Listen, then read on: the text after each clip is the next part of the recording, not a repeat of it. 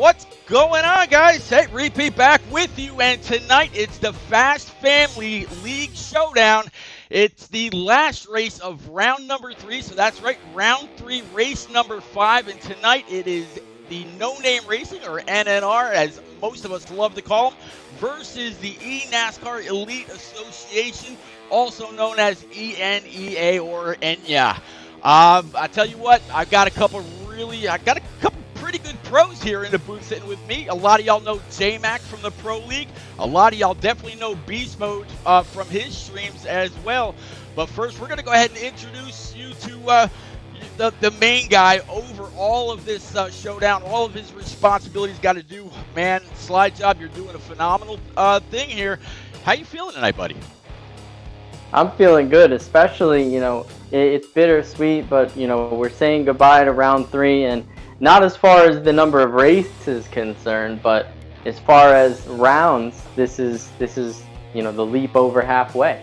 So we only got a couple more rounds left, only 3 after this, so we are getting there. Absolutely getting there. J-Mac, you got to love Daytona. I know originally Frozen was supposed to be in here, and she is the queen of restrictor plate racing, does her super speedway Sundays just about every week, has built up a huge following across that, and then of course the shake and bake races on Thursday nights right around 9 o'clock p.m. if I'm not mistaken. J-Mac, what are you looking forward to for tonight?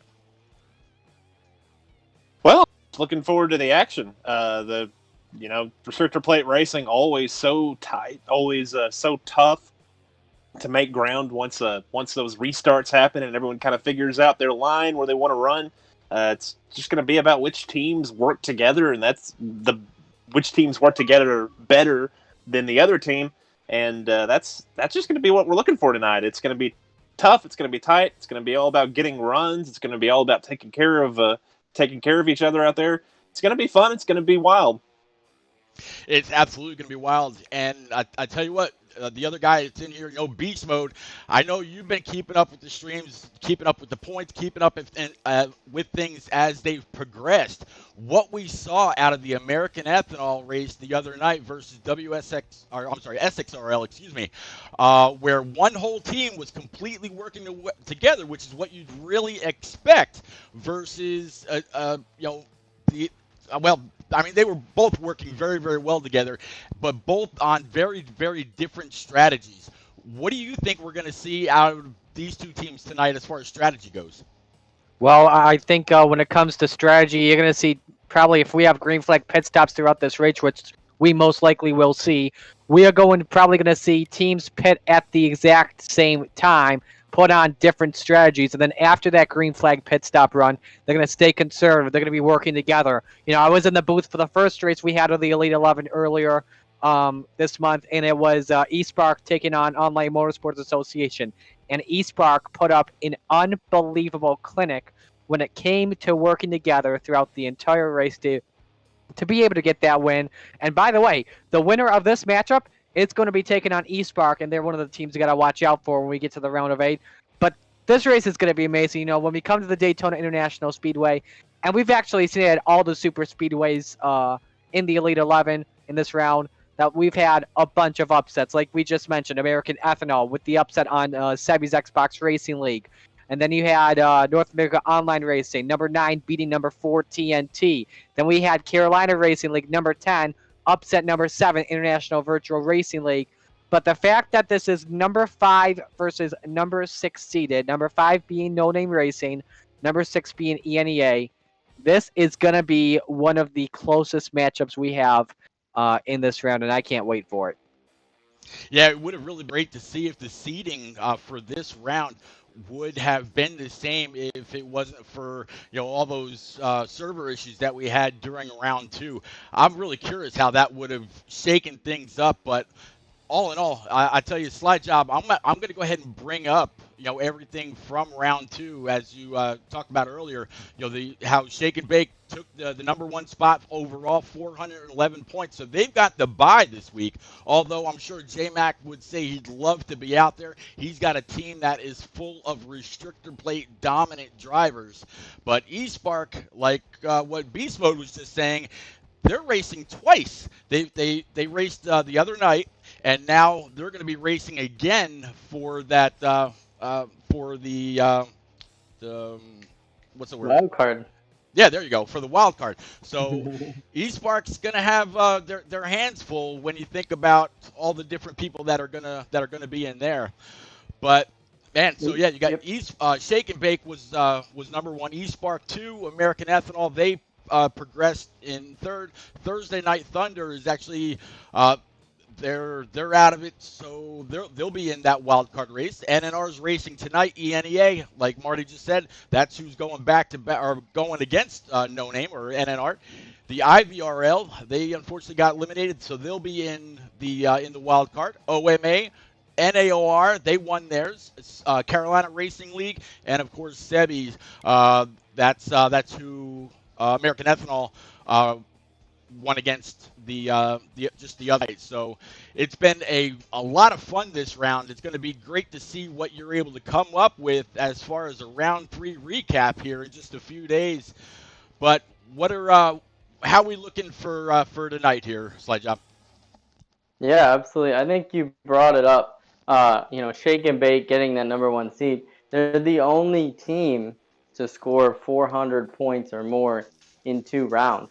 So, you could look at them as the favorite so far. I mean, we saw SXRL dominate that first round, but they got beat pretty badly by, definitely a great team, but, we expected them to, at least put up about an even fight with American Ethanol, but they just got, a lot, they got beat there badly. But, a lot of people could say, was it the time off? The fact that they were off for the whole second round and, maybe got in their own heads, who knows? But it'll be interesting to see Shake and Bake come back and see if they're able to put up the numbers that they have been. And especially, you mentioned the wild card. Those that have lost in this round will be going to Michigan for a 50% race, just like the races we're seeing, going along with the theme of super speedways and trying to give the viewers another track to see with the theme of getting the most tracks in the tournament as possible. That'll be happening immediately after this race. We'll be in the next couple of days. We're just locking down the schedule now, but in the next couple of days you'll see that, and it'll be 5 drivers from each team. So it'll be a 25 car field. Really exciting. So cannot wait for that. But let's first find out who that last spot in the round of 8 is going to go to. Why don't we go trackside for some pre-race ceremonies? We can absolutely do that.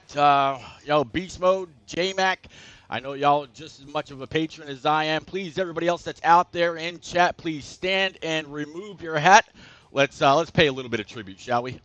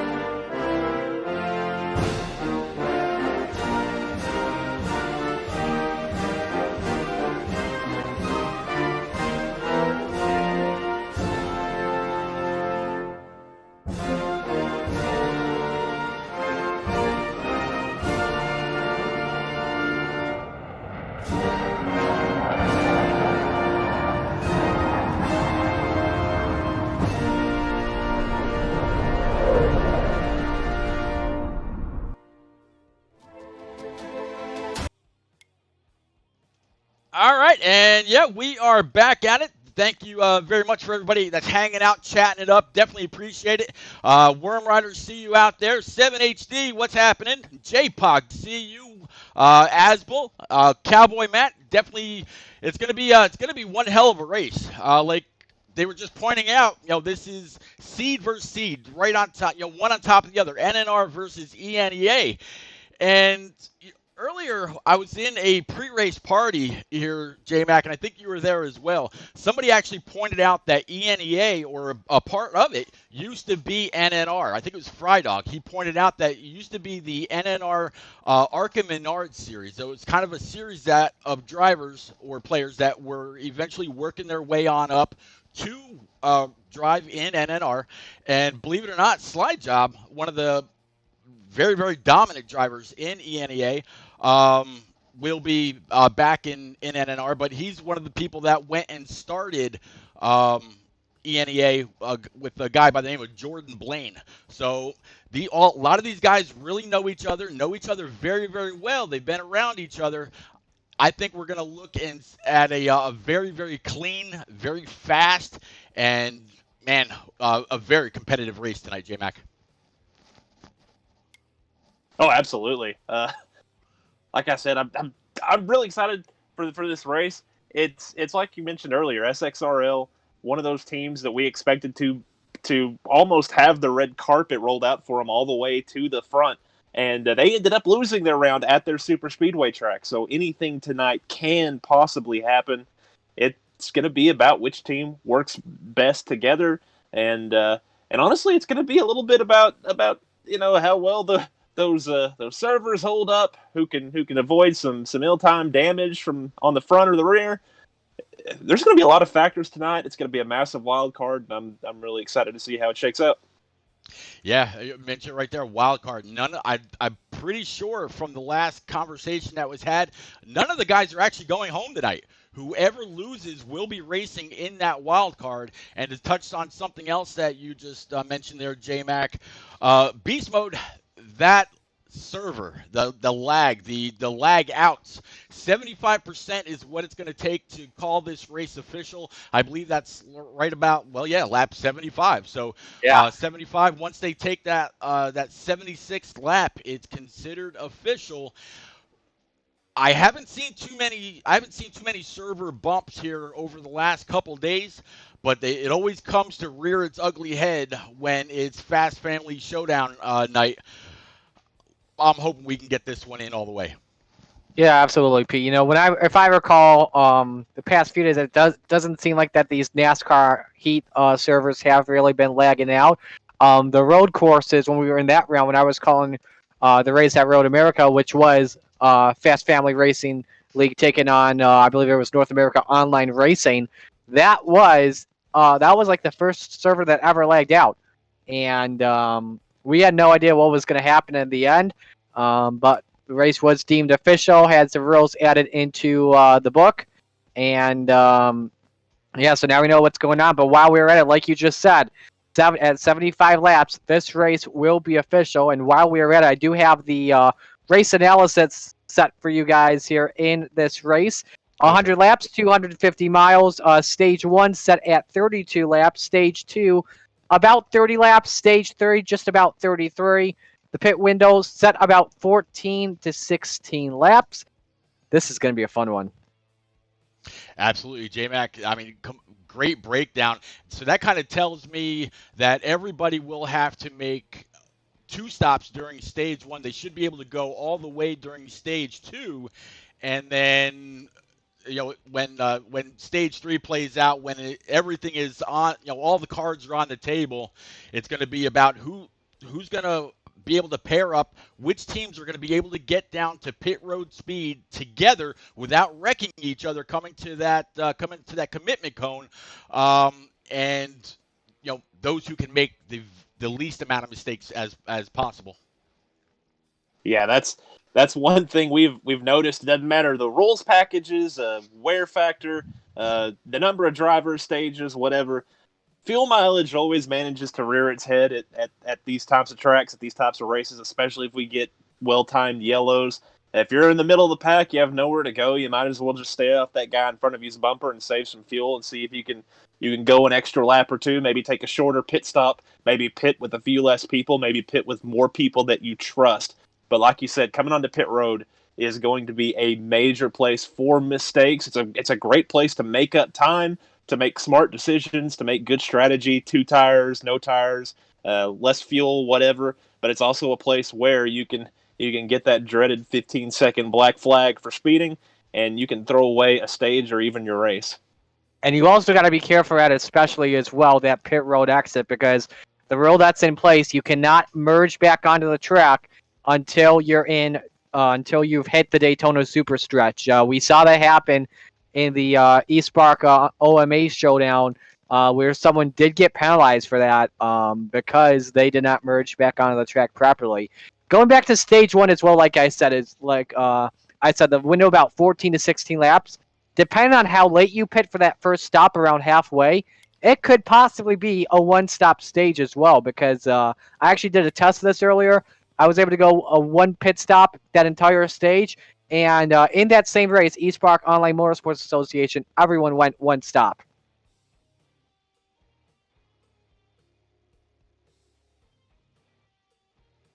All right, so one stop around this 2.5 mile high banked World Center of Speed. I tell you, World Center Racing, Daytona. Again, unfortunately, Frozen Toes not able to make it tonight. For anybody out there in chat looking to hear from Frozen, had some family matters that she had to attend to, but Frozen, family and life, that absolutely comes first.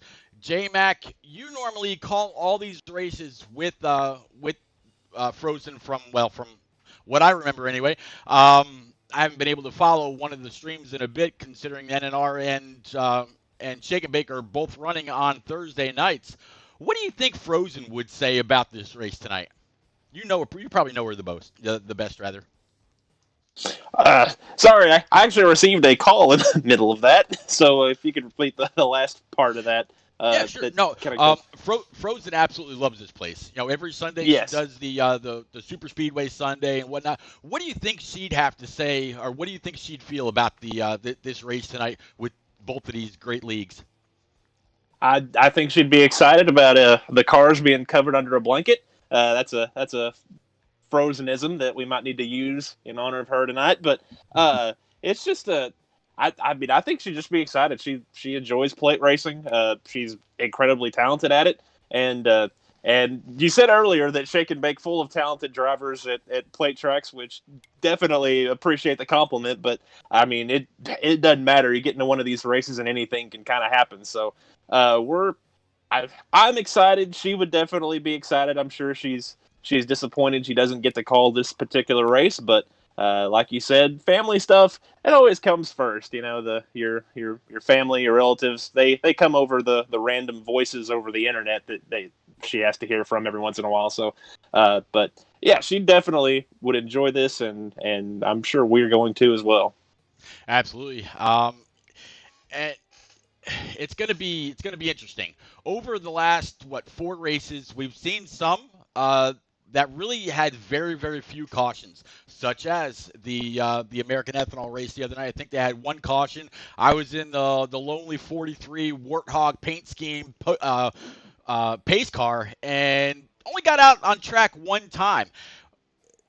What do you think we're going to see tonight, Marty, being that both of these Beast Mode, both of these leagues, very, very tight, very, very competitive. They work well with each other.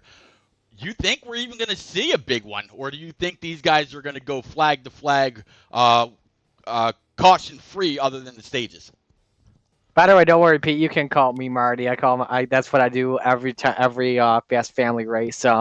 But it's going to be interesting to see what happens. You know, in the race that I called, there was a big one that happened in stage 2.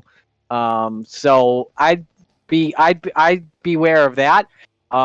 Most likely, you'll probably see one in stage 3. Not obviously, because that did not happen in stage 3 in the race that I called. It could happen in stage 1. You know, I'm looking at your chat right now as well, Repeat, and Warm Rider is saying that a big one will probably happen in the middle of stage 1. I wouldn't be surprised if they happen because of how close these two teams are in the rankings. But they got to be conservative in these first two stages. Got to be patient. That's one of my keys. Don't be bumping any drivers. You gotta be patient. Yeah, patience is going to be huge here. Patience, a lot of people are going to have to remember that the apron is not their friend. The apron here is nothing like the one at Talladega. The one at Talladega is very, very smooth, where if you can get down on that butter, hold a steady wheel, and bring it all the way around 1 and 2 as well as 3 and 4, you can come off the corner with a high rate of speed, especially with either a draft in front of you or if you got a bunch of guys behind you. But the apron here is very, very bumpy. The corners are not completely round. It's like they round off and then they straighten out a little bit, and they round off and they straighten out a little bit. It's not one big half circle at both ends of the track. It does break up a little bit. So people are going to have to be a little weary. People that are on the outside are going to have to give just a little bit more room than they might have given at Talladega, not really pinch that car down on the bottom. Otherwise, we might see more door-to-door contact throughout this race than we'd like. So we'll have to keep an eye for that as well.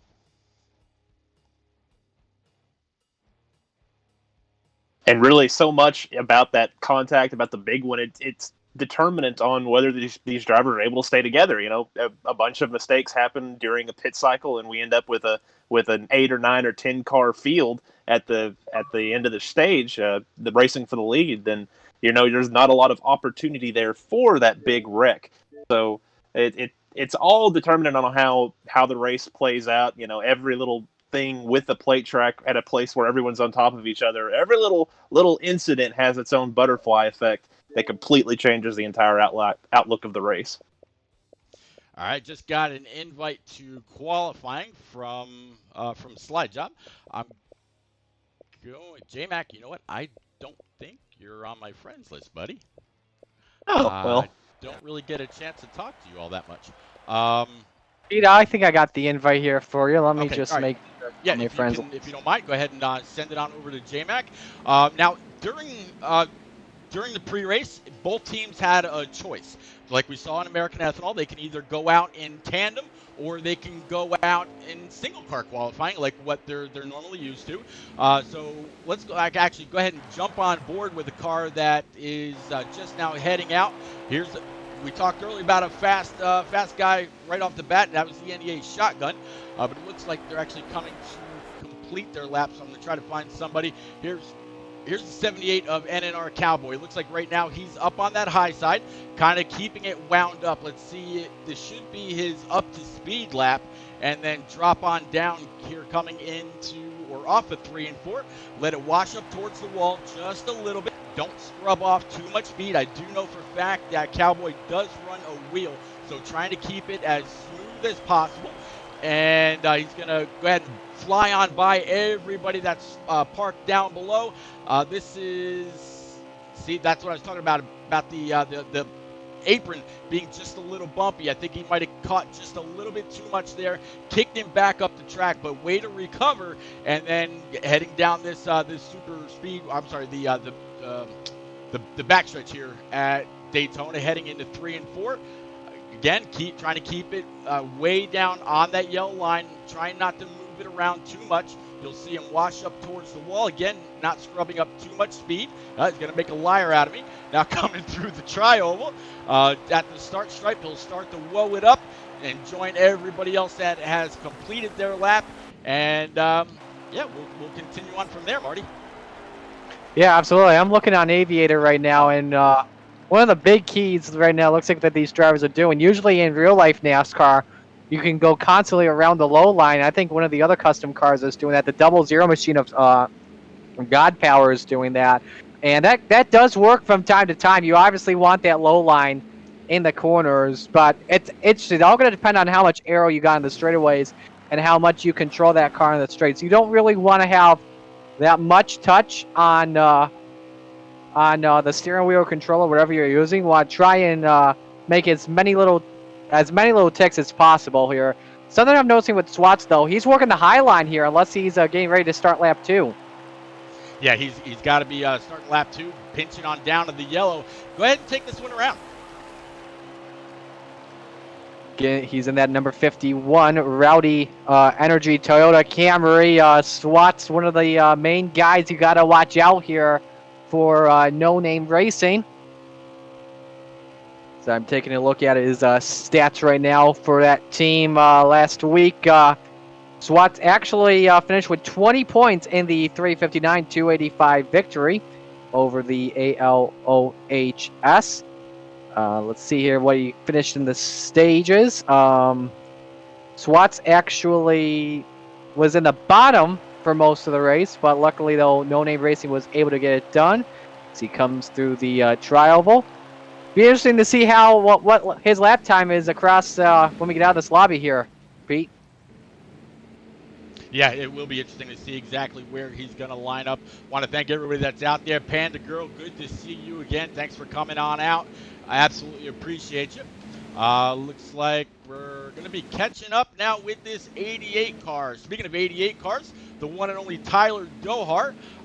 He'll be our pace car for the night. And there we are, old Mr. Slide Job. He's going to take us for a couple laps around Daytona about the probably about the best way that you'll ever see Slide Job to where he has no chance of getting into a wreck, unless of course he hits the apron, smashes up the wall or something like that. But it's a nice looking 88 Corvette parts Camaro. Did he run out of gas? That would be something, wouldn't it? Absolutely. Funny thing, Pete. I'll mention this real quick. He was showing us our lap around on our broadcast last week, and after showing us around, he actually got into a wreck with one of the cars that was just having fun. That's something that I've actually warned about here, J-Mac. Some of these guys, they'll get out here, they'll start doing burnouts and whatnot. If you do a burnout and you go backwards the wrong way for just too far, the game will kick you out. I almost wonder if they would actually forfeit their starting spot, because then it would take too long to try to get them back in the lobby in position that they were. So you probably don't want to mess around too much. I know it's Daytona. The draft is really going to be king here, but I tell you, you don't want to have to start in the back and lose all that track position to where you're having to work your way through traffic instead of traffic having to work or try to catch up and work their way through you. Well, something similar actually happened to me in our first race, in Shake and Bake's first race. I got kicked from the lobby as soon as we got done with qualifying. Lagged out or was removed from the lobby. The multiplayer connection got the error, whatever. But I had to start dead last in the field for that race. So that's obviously you don't get another crack at it. You call it a failing inspection or whatever you want to. But obviously you don't want to go backwards. You don't want to mess around. So much is dependent on every single point you can score and making it that much harder on yourself by playing around and getting yourself knocked out of the lobby would not be good for you. No, hey, Booth, definitely when the competition is going to be this tight as we all pretty much assume that it's going to be, is it's NNR versus ENEA. It's every position is going to matter, and of course, it being a team tournament where whether you win the race or not, yeah, it's great for your team as far as max points, but you want all of your team lined up right there behind you so you get all the points. That's what we saw during the American Ethanol race. Their whole team was able to go like 1st through 6th, and then it was SXRL 7th through 10th. So that's how their strategy worked. I know Fatless Dig and a few others, they worked on their strategy for like a good 3+ hours before they put the first car on track. They tested it out. It worked perfectly. If any of these guys go back and watch that race, they did it. I mean, they completed it to a T. They all got into the pit road together. They came out together. They lined up. There was no teammate versus teammate, battling, side by side. They got in the line, stayed in the line. They carried all kinds of momentum against SXRL, and eventually came home with the win. So we'll have to see if any of these guys went back, watched that race, studied what each team did, both the positive and the negative. Maybe we'll see both teams try to do that same strategy or work something out of their own.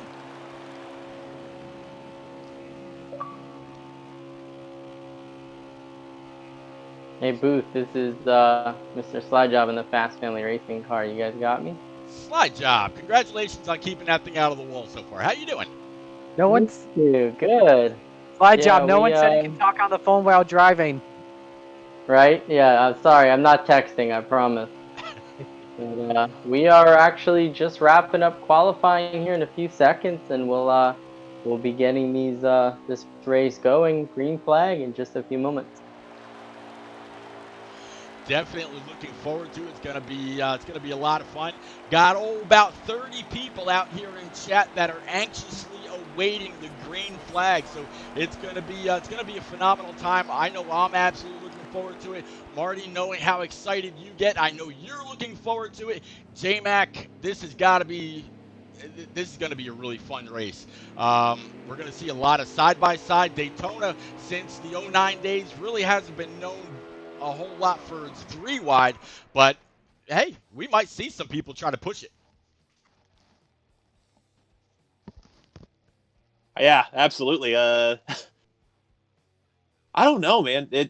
You're going to find out how this race is going to go immediately when the green flag drops as we're loading in, and we're about to be privy to the running order here. But it all depends on how aggressive everyone is, how jumbled up the field is, because obviously you're going to want to work with your teammates, and this is going to be it's so dependent on how this race starts, on how aggressive these guys are going to be.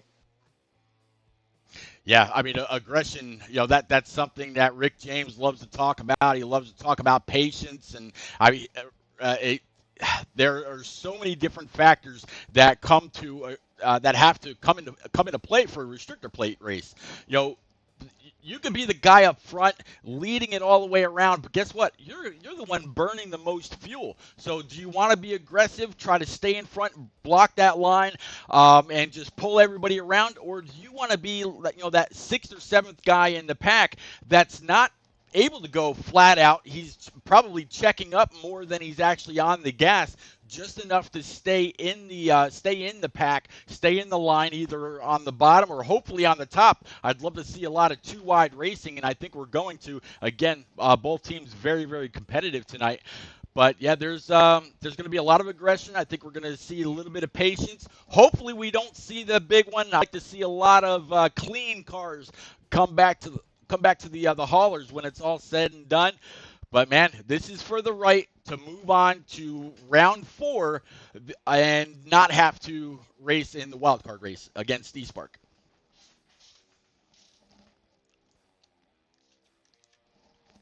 Yeah, and race against 4 other teams. That wildcard race is definitely going to be something you don't really want to be a part of. You want to shore yourself in. You don't want to have to go against the number 1 seed, which I think would be it. Which that's us. So yeah. Whoever wins the wild card race is going up against us. So in a way, I kind of have a vested interest in how this race turns out, somewhat. But man, I'm ready for it to get going. I'm ready for it to go green here and see how this shakes out. And hopefully we get some good 2x2x2 racing, and it stays clean, and we get to have some fun. Now I'm going to put the question on you guys, because I know next round's the short track. I know we're pretty far away from it, but what short track do you guys want to race at? I'll start off with you, Pete. I'm sorry, I was checking something right quick. Say that again. Now we got the short tracks coming up. What short track do you guys want to race at for Shake and Bake?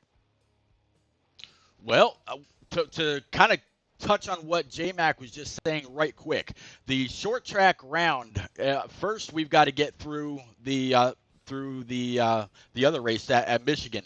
You know, that race at Michigan, everybody that's raced here in round 3, they're going to go on and race against 4 more teams. Each team is going to comprise of 5 drivers. So you're going to have 25 cars out on track. That's right, Worm Rider. I did the math that time. 25 cars out there on track to see who's going to have the right and be able to gain the most points to go up against and be able to maybe continue on. The track that I think would be best, I'd have to say, I'd love to see Bristol. I mean, I'm a fan. I'm about 5 hours from the track. You know, a high bank. If you get too aggressive, you're loose off the corners. You've got to be very, very track aware at that place as well. I'd have to say Bristol. What do you think, J-Mac? Bristol is strange to me because it's one of my favorite tracks to just drive.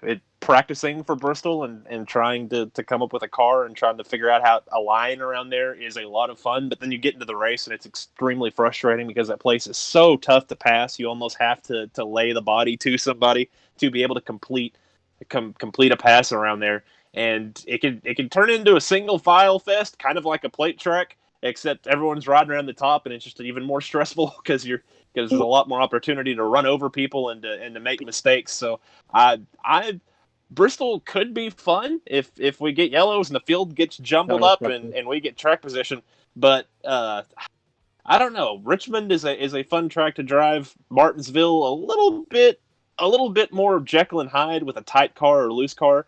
That can be interesting. I think Richmond would be my choice for where we run, but I think I could manage Bristol. It's just that place it's just so tough to pass, and it's just such a pain in the butt to run there with other cars. Speaking of Bristol, I'll actually be there in under 48 hours from now. Yes, I will be making a trip to the night race this weekend. Slide Job, are we good to go?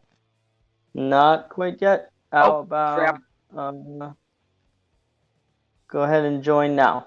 Okay. You're killing me. I'm going to need another one. Uh-oh. I got in right in the Mine- nick of time, so My invite expired. I'm gonna have to get Dohar to send me an invite. Shit. Alright, I'll be right back.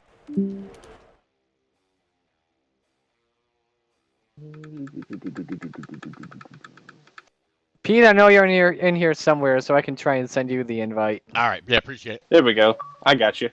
Thank you, sir. All right, thank you also. I'll keep that one on the back burner in case, Marty. But yeah, here we go. Guys going to get loaded in, going to get get caught up with these guys. Again, NNR versus ENEA. It's almost, if it was still the NNR Arkham and Art series, it'd almost be like man, that would be weird. So Yeah. glad that ENEA decided to go their own way, but what a matchup that would have been. Kind of like a parent versus child kind of race. I don't know. That would have been little awkward. But here we are. Looks like it's going to be the 42 of CGMX Rose on the pole. The 48 of the Aviator 2 is outside. The 14 of Amore Smoke. The 24 of Coe. So far it looks like it's going to be an NNR top 4. And Marty, we are under green. Side by side, 2 by 2 into turn number 1. And 2.5 miles from now, you'll see them up to speed at speeds of 200 miles an hour. Amore Smoke got the good job. Now he's got a nice push coming from Knockout off of turn 2. Down to the Daytona Super Stretch for the first time today. It's Rose outside of the 14 of Smoke. J-Mac, I'm really surprised to see Rose want to take the outside. The low line has always been dominant. Right now, they're all playing pretty well together. They're staying side by side about 5 or 6 rows deep, but that top line eventually is going to dissipate if that bottom line gets formed up and they get to pushing very, very hard. Yeah, that absolutely smacks of a strategy call to run up there. I think they're going to try to work their way to the back here, or maybe they're just trying to get all of their drivers lined up. Maybe that was the idea, was to roll to migrate to the high side, try to get all of NNR to go up to the high. Oh, Rose using the bottom there, wall. ends up getting up in the wall. Yeah, it looks like they got in a wall back there, but they were able to hold on to it. Right now, the 17 of ENEA Knockout, the team owner for ENEA, Elite, what is it? E-NASCAR Elite Association is what that stands for. But right now they've got a train of about 5 or 6 with about a 2-car gap back to 7th or 8th. But everybody now, J-Mac, talking about the migration to that bottom line, it has officially happened as they've gone ahead to complete 2 full laps so far, all under green. Yeah, and our pole sitter right now is tailing Charlie after that contact in turns 1 and 2 after going to the high side. That did not work out. He is trying to keep up with this field, but it looks like the field not running a very quick pace. So I really think some sort of strategy call is already in effect. Some sort of play at saving fuel, maybe tire, because the pace of this field not very fast, and you don't see any drivers really leaning on each other. There's a group of 3 well in the back that are nose to tail with each other. But honestly, it looks like these drivers being incredibly conservative here, and trying to take it easy, keep those revs down, keep that fuel in the car. Absolutely, Marty. I mean, you look at the 17, he's actually got about a car and a half gap back to the 9, and then the 41, 0, the 2 are all nose to tail. Again, a little bit of push and shove. You don't want to slam draft here. You want to just slightly pull up if you have to, and then maybe back it down a little bit. Conserve a little bit of gas. But it has become a low line race all the way on the bottom. You have a couple of cars that have gotten stuck out to the outside. Maybe they weren't able to keep it around the butter all the way around, but there's nothing on that high side right now. It's still all the low line. Yeah, right now that low line Amtrak train it's going pretty fast like a steamroller at the moment. Some drivers trying to peak on the high side though. I think that's Drink 91, the number 2, trying to get something working there upstairs around the World Center of Racing, with Rowdy and Conman behind them. 2 guys for ENEA trying to work together. Actually, 3 guys, rather, trying to work together. Now does the 17 of Knockout try and put the block topside? We'll just have to see what happens. But here comes the 2. New leader in turn 3 for now. Contact! Yeah, that 17 came up. I'm not sure. Yeah, I'm sure he'd say that, hey, I hit the apron. I apologize. But that was absolutely really looked like a pretty late block attempt to me. And when you've got a 3-car powerhouse on that high side being led by the 00 of God Power, they absolutely had a whole lot of steam. But since then, they've kind of had to assimilate back to that bottom line. No real. There wasn't any real additional help on that high side. Had to kind of fill back in where everybody had to check up once that contact up front was made. But everybody, from the front all the way to the back now, one big conga line around Daytona. Yeah, and looking at the running order and who was involved in all that, the 17 might have lifted a little bit to let his teammate in, and then that may have created the contact between himself and I believe that was the 43 that he got into. Perhaps that's 43 of NNR Rowdy on an opposite team. So already a lot of team play here going on as drivers trying to find each other, working together, and trying to score as many points as they can in this first stage. Every point is going to matter at a plate track because you don't know how things will swing as we go through the race. So you want to score when you can. And right now it looks like ENEA being very aggressive to try to get some first stage points. You're right, yeah. They're being aggressive indeed, Justin. They're actually, I'm looking at shotguns on board, and they are sweeping the top 5 at the moment. First guy for NNR, well, it's the man in the number 43. That's Rowdy, currently in 6th position. Yeah, with all that pushing and shoving along that high side, looks like it's going to be the 2-car of ENEA Drink 91 at the point, 17 right behind him. Then you've got the 22 Pennzoil Ford Mustang sitting P3, doing a pretty good job of not completely pushing each other. They're actually staying off the bumper. Maybe these guys are a little worried about that lag. Nobody wants any kind of a shot knocking people up and around and off the track. Down on the apron, who knows, those lag bumps can be pretty nasty at times. But man, this long line, and as the 9 comes across the start stripe this time, we'll go ahead and grab a lap count. Looks like it's going to be 24 laps left in stage number 1. ENEA has the first 5 spots on lock. Now, Marty, you gave a lap diagnosis, or I'm sorry, a stage diagnosis earlier for how many laps in stage 1, stage 2, and stage 3. For anybody that wasn't here earlier, you want to give them again? Yeah, so stage 1 is set for 32 laps. Stages 2 and 3 are each about 30 laps and 33 laps, respectively. This should probably be a one-stop race. It could possibly be 2 as they come across the line. They're about 7 laps away from their fuel tanks going empty, and we'll see green flag pit stops. Now, that's going to be a key. We talked about this in pre-race here, and I'll go to you, J-Mac, because pit road can be pretty crazy, especially on the entrance. When eSpark and OMA took each other on, the first round of green flag pit stops, we saw cars going around, didn't bring a caution out because there was a solo car spin, but this can be a very slick pit road to enter.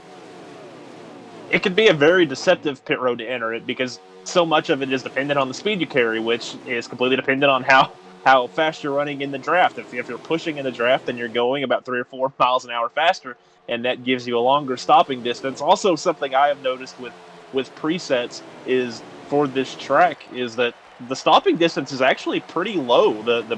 These cars get wound down deceptively quick.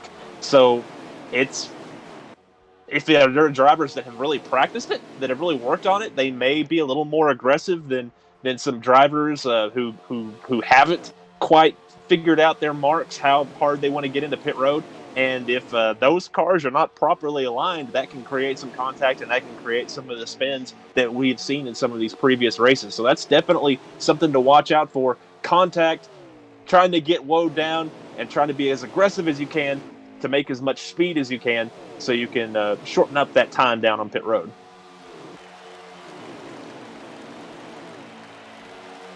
Looks like, J-Mac, there's about 5 or 6 cars, but one lone car all the way in the back.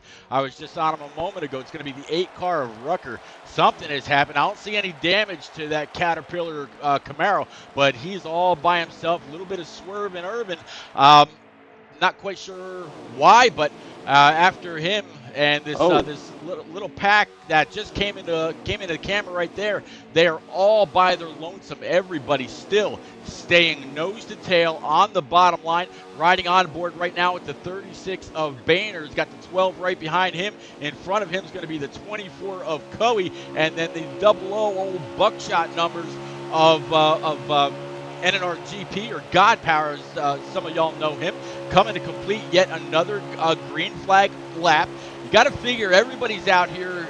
They're not getting super aggressive. They're being very, very patient, just turning laps. But at what point during all this, after the pit stop is done, at what point do you say, okay, we're racing for stage points. We need max points in each stage. At what point do you say, okay, enough riding, it's go time? I mean, that completely depends on the team plan. Right now, if you're trying to save a little fuel, a little tire to shorten up that pit stop, you're going to be content to just ride until you have to go in. As soon as those first drivers start hitting pit road, then you're going to push. Then you're going to try to make that in lap as fast as you can. And then once everyone's made their bed, so to speak, then you push, then you get aggressive, then you make moves, you try to get runs, you go to the high line, you do what you can, because at that point the field is spread out, so you have a little more opportunity. You're not trying to pass maybe 6 or 7 cars. You're only having to work against 3 or 4 maybe, and theoretically you're going to have help if you have people with you on that same strategy. So really, right now, you want to ride. You want to figure out what you're doing. You want to work on your strategy. If you want to push hard right now and lead laps, that's what you do. If you want to save fuel, that's what you do. And then once this pit stop happens, that's when everyone's going to go to work. Real quick, just about a lap and a half ago, the back of this lead train right now got a little bit gapped up there in where Boehner is. In front of him is Coey, and behind him is Aviator. Looked like, from my perspective, as J-Mac was about to start talking, that the 36 may have gotten into the super stretch grass, and the 3 cars behind him accordion back to give him some room, and that was close to being a wreck there for a moment, folks. I don't know if they're practicing getting below that WL line, but we got some 2x2 racing happening up front. The 14 trying to make some moves here. Pete? Yep, 14's got the 5 and then the 00. We were just talking about God Power a moment ago. So 14, the 9 of Shotgun's actually going to go ahead and pull up and try to pick up that draft. 14's going to be able to sling it on by the high side, pushing the 9 back down. Here comes the 24 of Coey. I think that question of when it might have been go time was just about answered, but it doesn't look like a More Smoke is going to have the help. He's probably going to be able to fall right back in behind the 00. Yep, Coey's going to cut him a little bit of a break. Seeing a couple cars starting to dip down below that yellow, so I think we might see the first round of green flag pit stops this time by.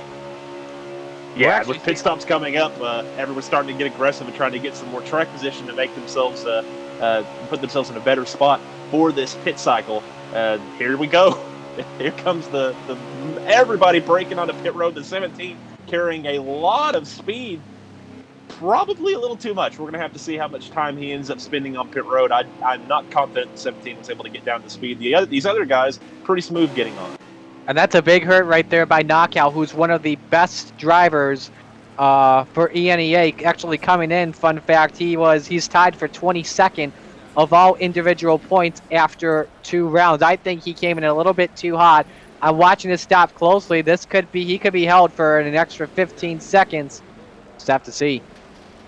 Yeah, talking about green flag pit stops. Yep, 17 is absolutely being held. That's going to break up their pack quite a bit, and he's not the only one, it seems, that was held. Quite a few might have gotten down pit road a bit hotter than they wanted to. That's going to absolutely break up their pack. Not only do they have a whole lot of space between them now, but now they've got to navigate the apron all the way through 1 and 2. They can't put any tires back up above the yellow line, otherwise that's a pass-through penalty. 17's really skirting that double yellow. Wait until he gets down the backstretch, then he'll merge back up. Everybody was instructed to stay on the bottom line until they knew they were clear. 17 should be able to come on up. There's no traffic anywhere near him.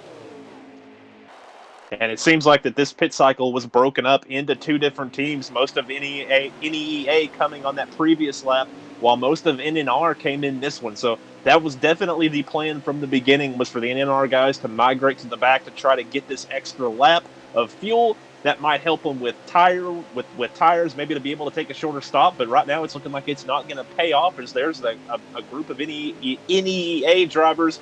ENEA, as you had said earlier, working around the top 4 of them nose to tail. They're going to take the lead. The 22 car is now your leader. Boehner, real quick, I just want to mention, he got a speeding penalty, and I think actually I'm watching him right now. He merged up a little bit too early before hitting the backstretch, so would not be surprised if race control called a penalty on Boehner as well. 2 penalties, which would really hurt him and possibly put him a lap down. That would really be unfortunate.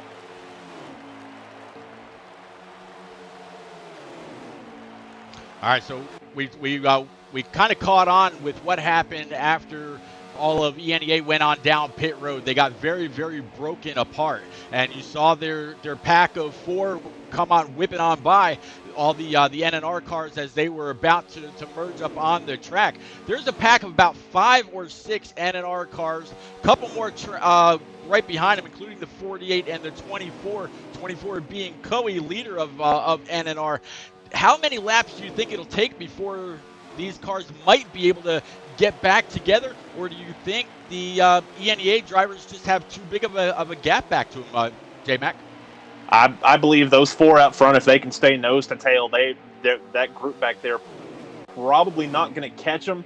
It's about to be 5v5 or 5v6 now with that extra car with the 2. If he's able to hang on, they might have to slow down just a little bit to help him catch up. But that, I think, is the last bit of speed they're going to lose here. The 9 and really probably needs to be a little bit closer down the straightaways. Obviously, pushing doesn't really help once you're the 3rd car back in line through the corners. But I think they need to be a little bit tighter if they're going to keep that speed up and keep that gap on that 2nd pack. But if they can stay lined up, they can get a little lucky with the mule kicks, then I think they have picked the winning strategy, the winning move, as long as they have enough fuel to make to the end of the stage. Well, Marty, you talked about the 36 of Boehner. It looks like the 4 car also got some kind of a penalty. He's skirting the apron right now, trying to get back up to speed, coming up through the gears. He's going to merge back up onto the backstretch, and it absolutely looks like that train of 5 is getting caught by the train of 6. Just behind them. We'll have to see if the 4 or the 36 are able to blend in.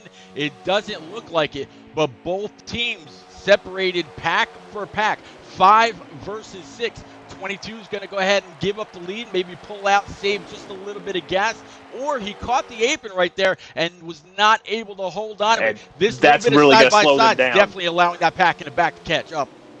Yeah, well, the thing is, though, he just touched the apron again, but I think he's trying to save some gas right now, try and get the drive, because the guy that's saving the Lustfield at the moment are the guys that are leading these 2 trains. You know, obviously you got Hydra out in the lead, but as we were talking about earlier, if the 6-car train is going to catch them, it could be a possibility, because the bigger of a draft train you have, the more speed you will get you'll get in the train. Unfortunately, but with it being 6 versus 5, I don't see something happening. But actually, now rethinking what I'm saying, they're starting to get a little. They could get merged together within 3 to 5 laps, and I think that's going to happen. So we'll just have to see what happens. The guy that's first on the first car lap down, I think it's Drake 91. So if that is correct, he would receive the free pass at the end of when we get the next caution coming out, whenever that's going to be. Yeah, look at that. These 2 CXS trains, they're about to merge into one. Here it is. Look at that. That was an excellent call on the strategy there, Marty. That front group is having to save a little fuel. Meanwhile, that group of NNR drivers, they were able to pull up onto them. They're about to try to take it 3 wide on the outside. The 22 moved up trying to block the 5 and the 14 and the 43. They're lined up on the top. The 22 in the sucker hole. Yeah, 22 is definitely in the sucker hole. And that was a very, very late move. 22 again. There we go. Yep, 22 moved on up. I don't know if he just trying to grab a little air or what that was. Contact with the 41. I think him and the 41 got together. Yep, that was kind of a late move in my book. But yeah, that was definitely an interesting move by ENEA to come on up and block the run that NNR had on the high side. So now it's 3 up high, 4 on the bottom. The 4 on the bottom will definitely win, but some very, very unfortunate contact between these guys. I think we might see a lot of payback here in the later stages. I don't think the guys that were coming up on the high side really appreciated that contact from the 22. Absolutely. The blocking is fair game, but once you start getting muscled around a little bit, that's where that line might be considered to be crossed. And as you said, I bet these NNR guys, they're gonna get their elbows out, and they're gonna give back what it seems like the NEA guys have been starting this race with. But right now they're getting aggressive with their own drivers. The 5 tried to put the 41 3 wide, not able to complete that move. He's gonna have to fall in behind him.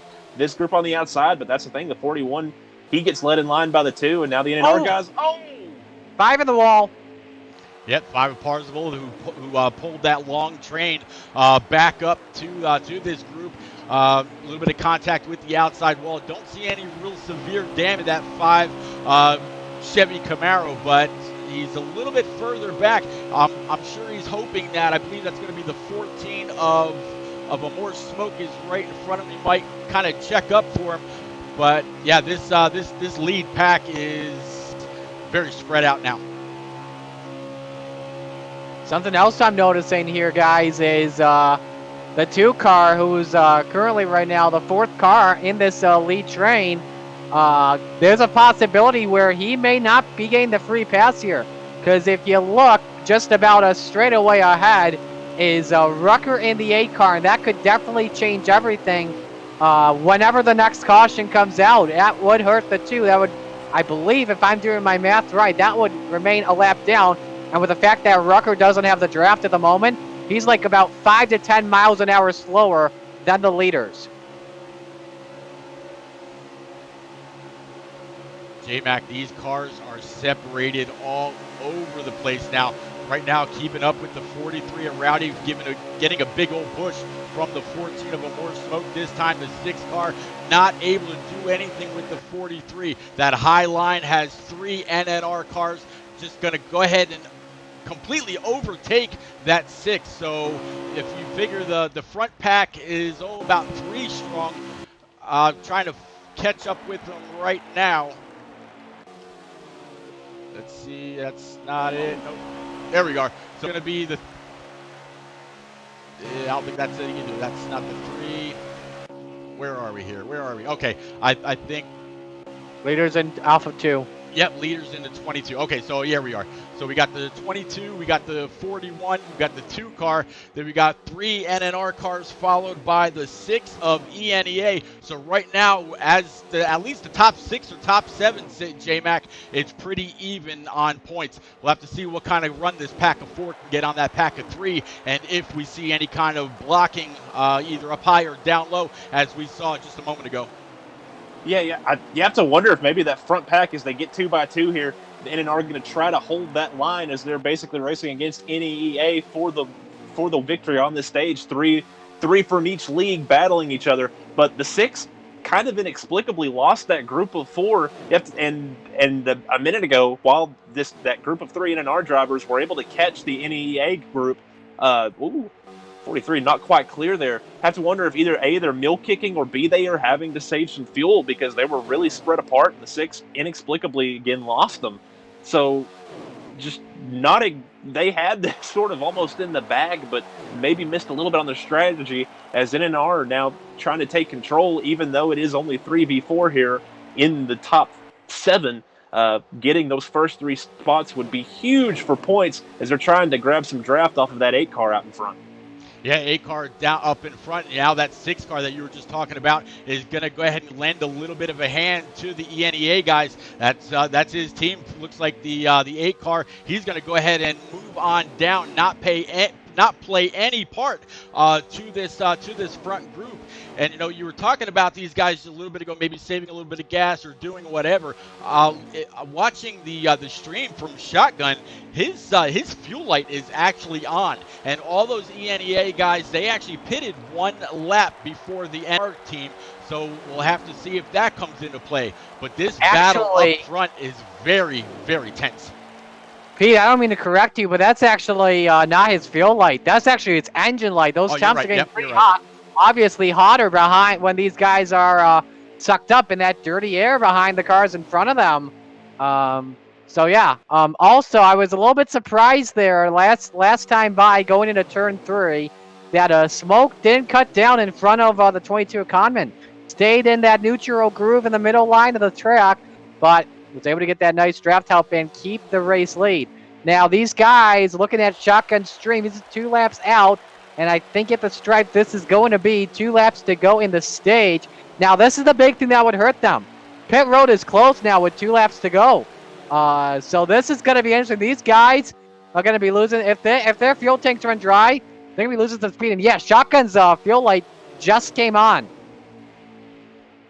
And the 5 and the 14 aggressively driving, trying to get away from these guys. I do believe, as you said, those ENEA drivers did have to come in 1 lap earlier. They're having to save. Meanwhile, the 14 and the 5, Amore and Parzival, they're able to push, and they're almost like old schools. The 41, he gets put up in the wall as the stage is wanting to close. It almost looks like real life tandeming from the early 2010s as they're working their way to the start finish line. Yep. Go ahead. Go ahead, Nick. Oh, I was done. Oh, okay. I thought I heard Marty say something. Yep. Yeah, stage 1's done. Yep. So stage 1's done. Is going to be all the 5 of Parzival and the 4 of More Smoke. That train they were able to get on the high side. So More Smoke, Parzival in P1, P2. Conman, and he's going through the roster a little quick. Sorry. Hopefully he scrolls on back down, but I don't think he will. There's a mixture of ENEA and NNR guys all throughout the top 10 and later in the running order. So it's going to be very, very interesting when Slide Job comes in to give us that points break. Yeah, stage 1 is looking really close right now. I'm interested to see what happens here as we begin stage 2, about 30 laps here in this stage. All right, it's going to be the 14 of More Smoke and the 5 of Parzival. They're going to be our control cars. They're going to get the lead this car back as we take them green again here. So correction there. Stage 2 now is set at 29 laps, but Smoke got a good jump, was able to cut down in front of the 5 car of Parzival. 43's in third. First car running the top side. I believe that's the 3 of Hound Dog, but that high side's going to dissipate for right now with the 22 Conman taking a peek. Let's see if he can get this high groove to work down the super stretch. Yeah, we'll definitely have to see. NNR Coe now a little bit further in the back, giving the 48 a big old shove. They're going to be able to work their way under the 3, now underneath the 12, and underneath the 41, underneath the 22. So now it's almost like, yep, saw that contact there. Now it almost seems like ENEA is taking a lesson from the book of what we saw American Ethanol and NNR do in stage they were still wrecking. Drake got turned across the tri-oval, and the 8 got into him. Yeah, I don't think that's going to be a caution, though. That may have been a lag spike. I'm not too sure how it looked like the 43 slid up just a little bit out of turn 4, tried to correct it, and the 6 slid up under him to try to fill that hole, and got a little chop into the infield. But we noticed it in the previous stage. The aggression, once these drivers kind of got into actual re-racing, the aggression ramped up, and I believe that was a product of that, as these drivers trying to get all they can before we get single filed out, before we start working on the strategy here. And as you said, you have to wonder if maybe they're taking a page from that previous stage. Honestly, maybe NEA, they worked their way to the back a little bit. Maybe they're the ones that are going to try to save a little bit here, as it's looking very NNR heavy toward the front. Yeah, absolutely. And to answer Marty, it doesn't look like caution's going to come out at all. I thought maybe they were just racing back to the green flag, racing back to the stripe rather. But nope, they're staying green, and we are back to that conga line all the way through the bottom as we come to complete yet another lap under green. Yeah, no one really trying to be risky here going into turn number 1. I think the 12 machine trying to get risky a little bit. In the wall, and a 3 wide there in the back of the pack. That's Annihilator. Going to lose some time. He's going to fall back to the cargo line of this train. Not sure how you call it on a train. It's the Porsche, similar to that, though. But, yeah, now it looks like the 78 trying to make a peek outside Cowboy. So we'll see how he does here into turn 3. Everybody on the bottom coming off of. He's in the wall.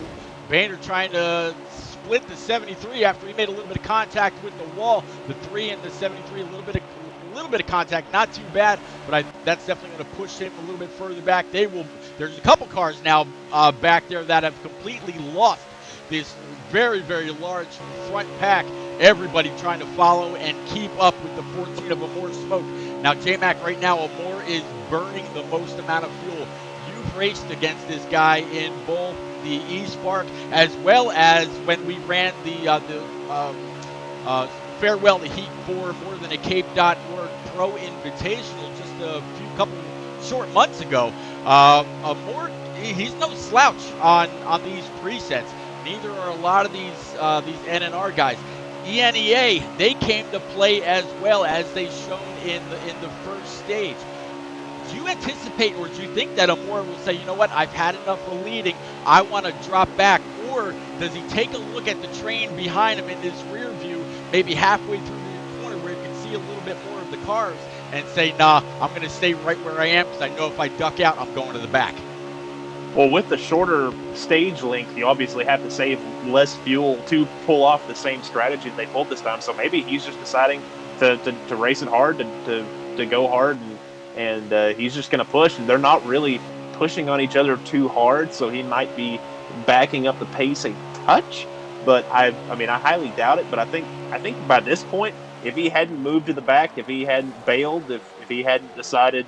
As this pack, this entire front pack is very, very NNR heavy. So he would be amongst allies if he were to drop back to the back end. So I think he's content to push, to lead laps, and to pull this train. And as you said, he's going to have to pit a little bit earlier. I'm sure he'll have a group of guys who come in with him, and I imagine that they already know that's going to be within that fuel window to take that lesser amount of fuel on their stop that they need to make it all the way. So I think he's just content to push and to pull, and I think these guys behind him are content to run in line, because this is looking like a very good start to this stage for NNR. Yeah, Marty, right now, all the top 5, at least the top 6, back to the 00 of God Power right now. All really, really hugging that bottom line.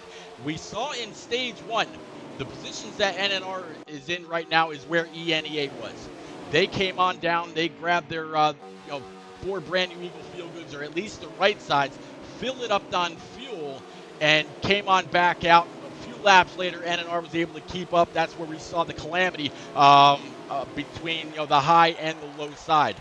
They pit 1 lap sooner, and as you mentioned, Shotgun was he was kind of having to save a little bit as it came to the first green and white checker that we came to.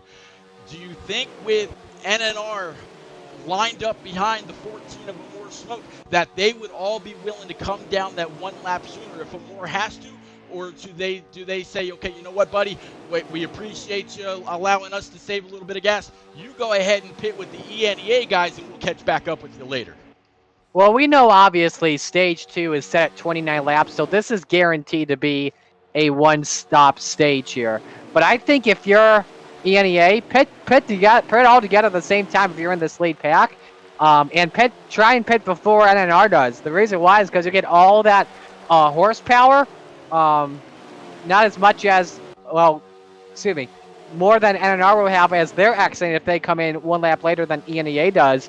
So if I'm ENEA, I'd probably say go 1 lap earlier. And also, I believe Slide Job's in the room right now for a stage 1 update.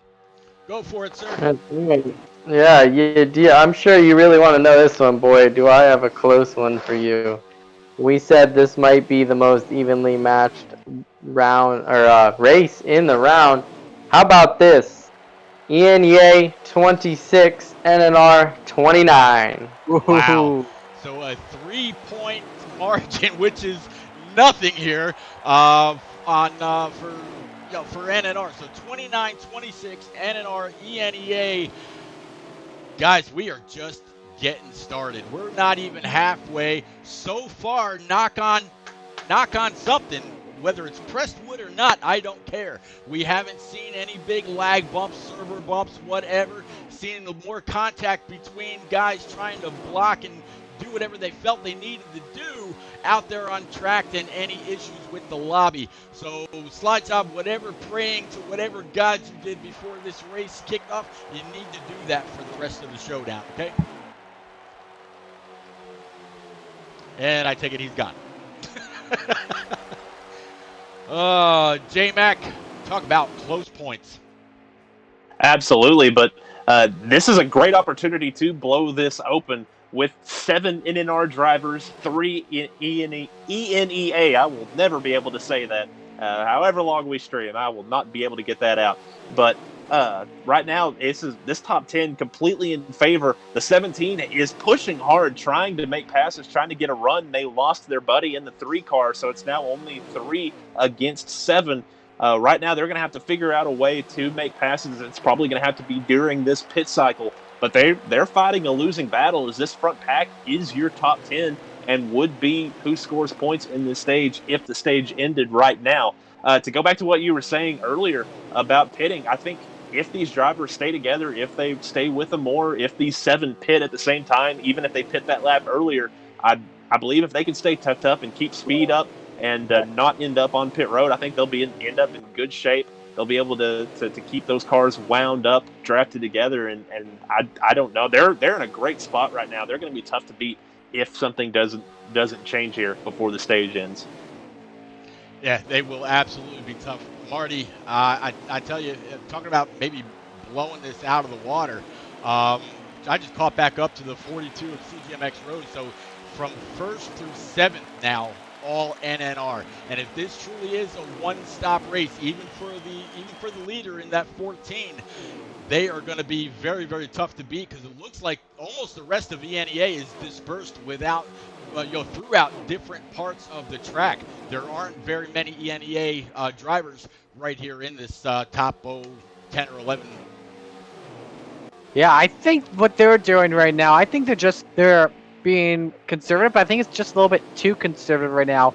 They are way far behind out of this lead pack, and that's not really what you want to be doing. Is they're catching up to some lap traffic. Two of the guys that were involved in that moment there earlier. That's Hydra for ENEA, as well as I believe that's the 8 machine for NNR. Let me just confirm here through real quick. That's Rucker.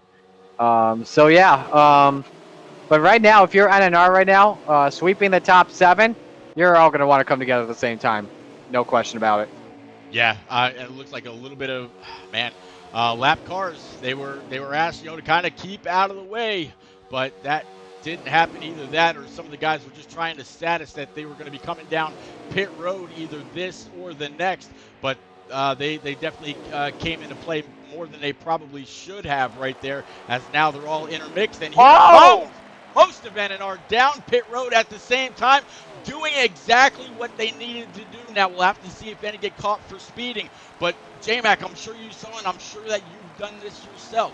When coming down towards pit road at either Daytona or Talladega, you're going to have some guys go down the low line, some guys stay up on high, and then you kind of meet when you get to the commitment cone. That way you've got about a car length distance between you and the guy in front. You got a little bit extra of a buffer when you're trying to woe it up, and nobody gets wrecked out.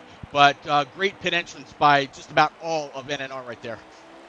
Yeah, and what you're trying to accomplish is just not pushing that guy on the pit road in front of you. He'd spin him out, but also cause him to speed, and that might not even be just trying to do that naturally. It might be just trying to protect him from a desync in the server. That's the idea there, by spreading out and trying to take care of each other. They did an excellent job of that. A little spread out here. They might have to woe up a little if they want to keep the 24 with them. This is a group of 6. I believe maybe a couple of cars up there took a little less fuel, a little less tire or something. But right now it's looking like a group of how many cars are up in that front group? Yeah, it's 5. And then the 24 of Coe really lagging back off of them. Don't know if they're going to want to lean back to pick him up or if they're going to keep it up as is. But like you said, NNR are doing what they needed to do. I think they want to just stay together, and they want to push, lock up nose to tail, make up as much time as they can so that they can get a gap on that group of 3 that they were battling with. Yeah, Marty, I think right now it's actually showing that the 17 is the leader. 17, he's mixed. 17 just spun.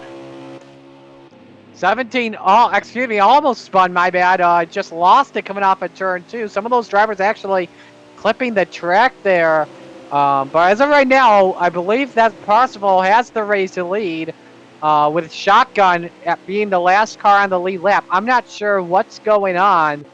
But yeah, that was the ENEA. I believe that was coming on out. Now, I think that's a good idea. Just don't be working together. Let these guys behind you catch up. But at the same time, they got a bigger train, obviously. I think that's like, 6 cars with the 43 at the tail there. So they'll be able to catch up to that other tandem there. I think it's the 41 of Justin and the 22 of Conman. And they'll get together, and then they'll catch up to the race leader. But I believe it is Parsifal that is out in front. Yeah, and I'm watching Parsifal right now, and he is getting blocked to high heaven by this 9 car of NEA Shotgun, simultaneously trying to hold his spot on the lead lap as well as slow down this 5 car, bring him back to the pack. He's trying to break the draft, trying to run different lines, trying to keep him behind him, being very aggressive right now doing so. I guess technically within the rules of decency, in that you typically race hard to stay on the lead lap, but I do not doubt that the 5 car is completely frustrated with how he's getting raced by the 9 right now. Yeah, Shotgun is kind of reminding me of like good old no-neck Newman, Ryan Newman, trying to stay on that lead lap for right now. What do you think? I mean, even if he does become the first car a lap down, J-Mac, whenever this next caution comes out right now, it's looking pretty good that he'll receive the free pass. Well, there's two other cars back there that have also lost the lead lap. It looks like, I believe that 22 and the 41. I'm not 100% sure if those are on the lead lap. Maybe they are. But yeah, the nine being super aggressive. Wow. He blocks the 14. The 14 has to take it to the middle. You can block once, but you can't block twice. And the 9 just learned that lesson as he made a little contact. They make it through, but any EA shotgun is going to fall to the end of this line, and we're going to move a more smoke back to the lead of this race. Did you just see how many spots the 5 just plummeted after having no draft whatsoever? Like 3 spots. He's back in 4th position right now. Right now, if I'm NNR, just be conservative right now. Don't be racing. You're looking really good in stage 2. Yeah, just race it out. Yeah, race it out. And I tell you, that lead pack is the 9 of Shotgun is actually just now coming on down pit road. If this is truly a one-stop race, or one-stop stage rather, I don't know why 9 would have stayed out so long. Maybe he was hoping for a caution, thinking that a lot of these guys are going to have to get on down pit road. They're going to have to woe it up, maybe make some contact. Caution would come out. He would be able to inherit the lead, but it just doesn't look like that worked out for Shotgun, and he just got freight trained, and he will go it more than a lap down. He's going to be all by himself. It looks like he's taking 4 tires, filling it up, only about 11 laps left here in the stage. He's going to go a lap down. Yeah, I don't really know the benefit of a strategy that doesn't involve staying with the lead pack at least through that first run of a stage. So to lean that far back off everybody, ooh, the 14 with a bit of a mule kick, that's going to really shuffle all of this up. More smoke slinging back into the 48 just a little bit. That's going to pull them apart, but the 22 and the 41 in the back not going to be able to do anything with that little NNR breakup. I think they're going to be able to get tightened back up here and hold on to these spots. Again, this is a perfect scenario for NNR in this stage to kind of break this race open and to put themselves in the catbird seat for that third stage and to force ENEA, ENEA, I will never get it, to be even more desperate than they already seem to have been, as they're putting more of that team a lap down. I want to talk about Shotgun real quick, guys, because this is a really unfortunate for ENEA because he is one of the team's best drivers for this team. Last time out, I called his race at Watkins Glen, dominated the race, got 60 points for his team out of that, tied for second of all the drivers coming in with 118, tied with the Rangers, who's actually in the chat watching, I believe. So hello to you there, good sir. But this right now is not good for ENEA. They're gonna have to hope for multiple cautions to come out if Shotgun wants to get back on this lead lap and have a chance at helping his team take advance to the short tracks. We wondered if there was any kind of a benefit to the 9 going on down pit road right there. It actually turns out that was not a normal pit stop. John Fry of Fry Dog from eSpark checking in right now. He's one of the admins for tonight's race. I believe that they've actually got 3 sets of eyes out there keeping an eye on things, and that was actually a pass through for the 9. I'm going to guess they saw that block that Shotgun tried to make, thought that was a little bit too aggressive, and it violated their aggressive driving rule that's in place.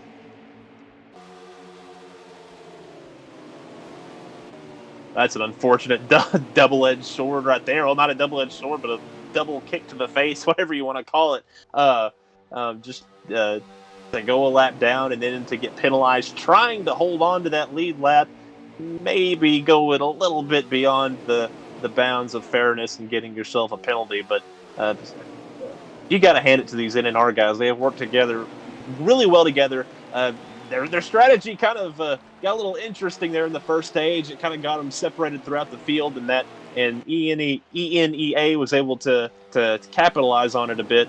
But in this second stage, they have run their strategy pretty much to a T, and they are going to score a lot of points unless something changes here, because that group of now 4 ENEA drivers, they're on multiple different laps, but they're amassing numbers, but so far they have not been able to do anything. They haven't been able to get really organized enough. They've done a lot more bouncing off of each other than really drafting, and that's cost them a lot of time, a lot of speed here, and that's going to cost them a lot of points if they can't figure something out as the stage starts winding down.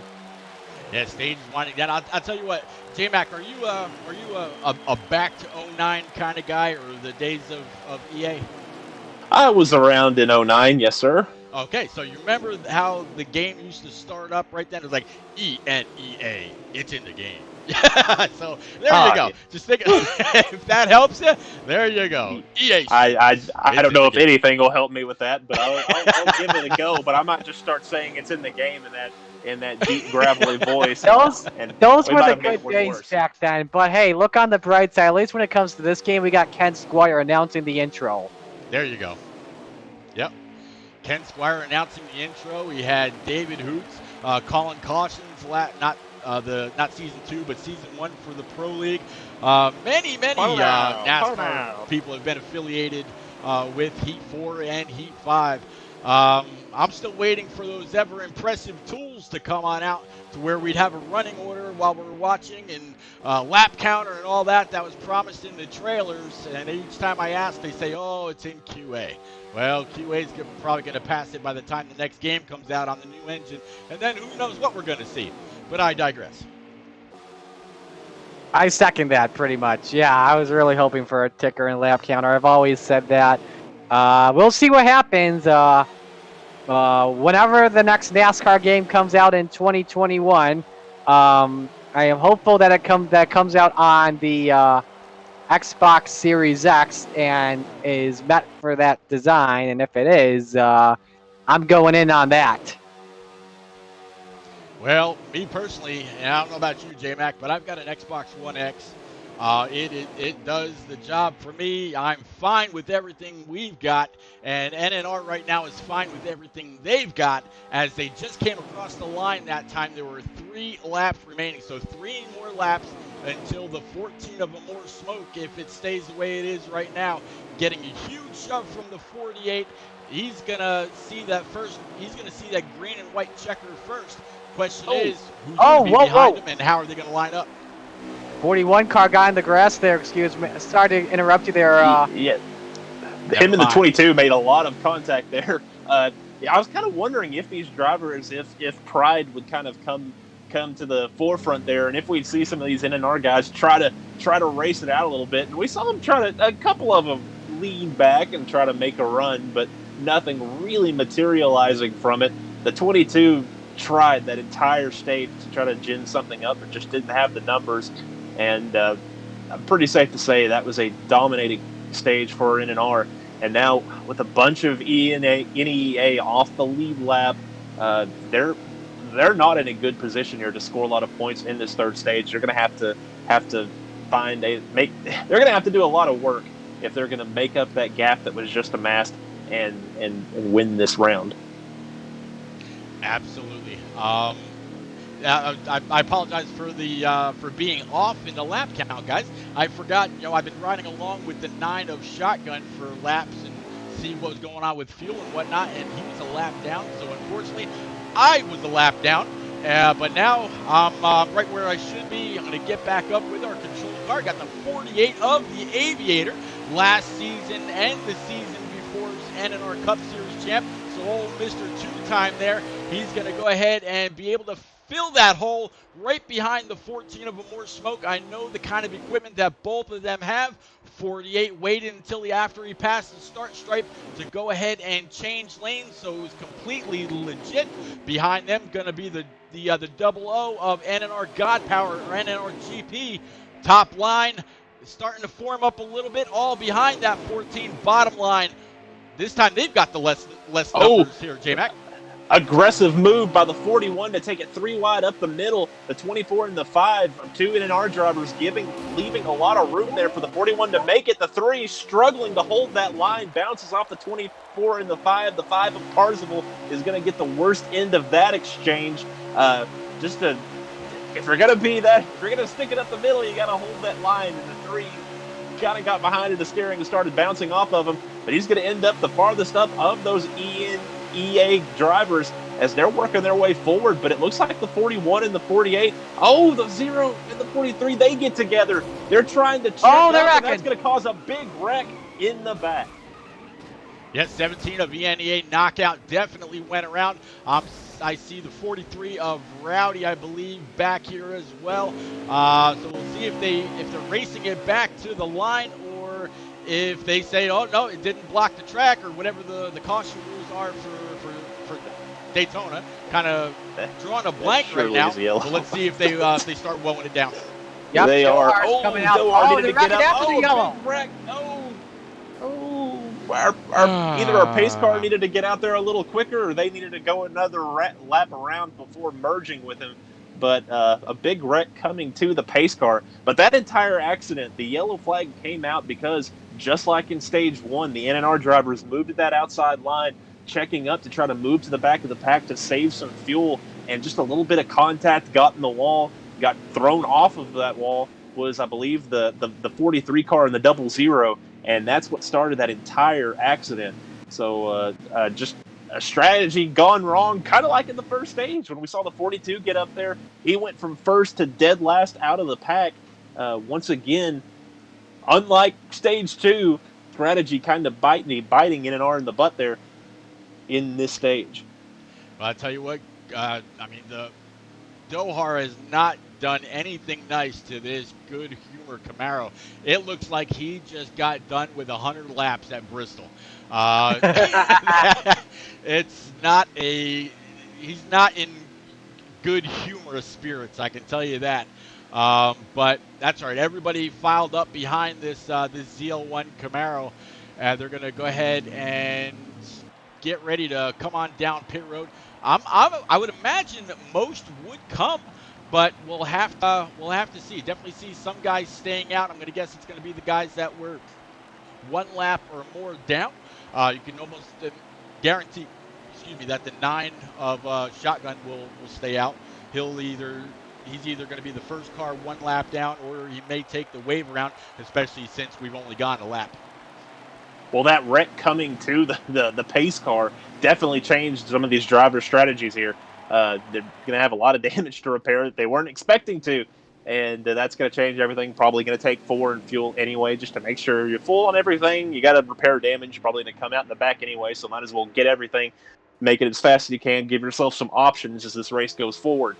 But definitely going to want to stay out here if you're trying to get a wave around, trying to get a lap back. We see the lucky dog. He's already taken off down the back straight.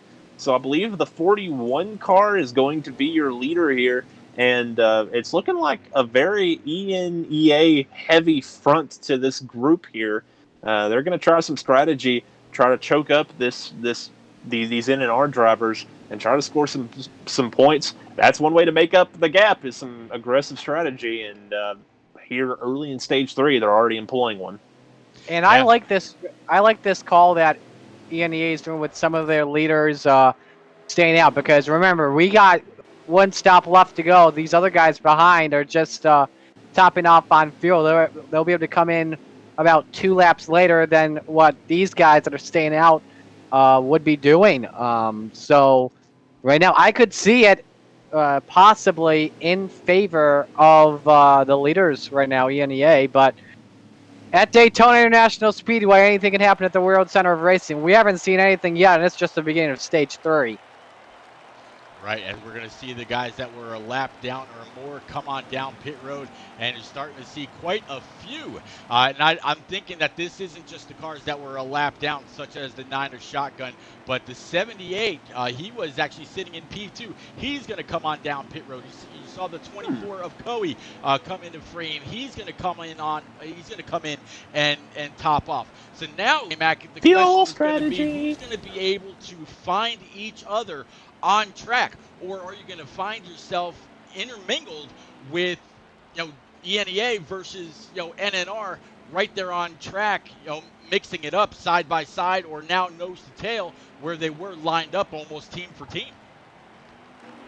Well, I think the strategy here is you have to kind of race for yourself here at the start. Unless there's an obvious opportunity to let one of your teammates in to find one of them, I think you just kind of need to race for yourself here for a couple of laps. Let this get sorted out.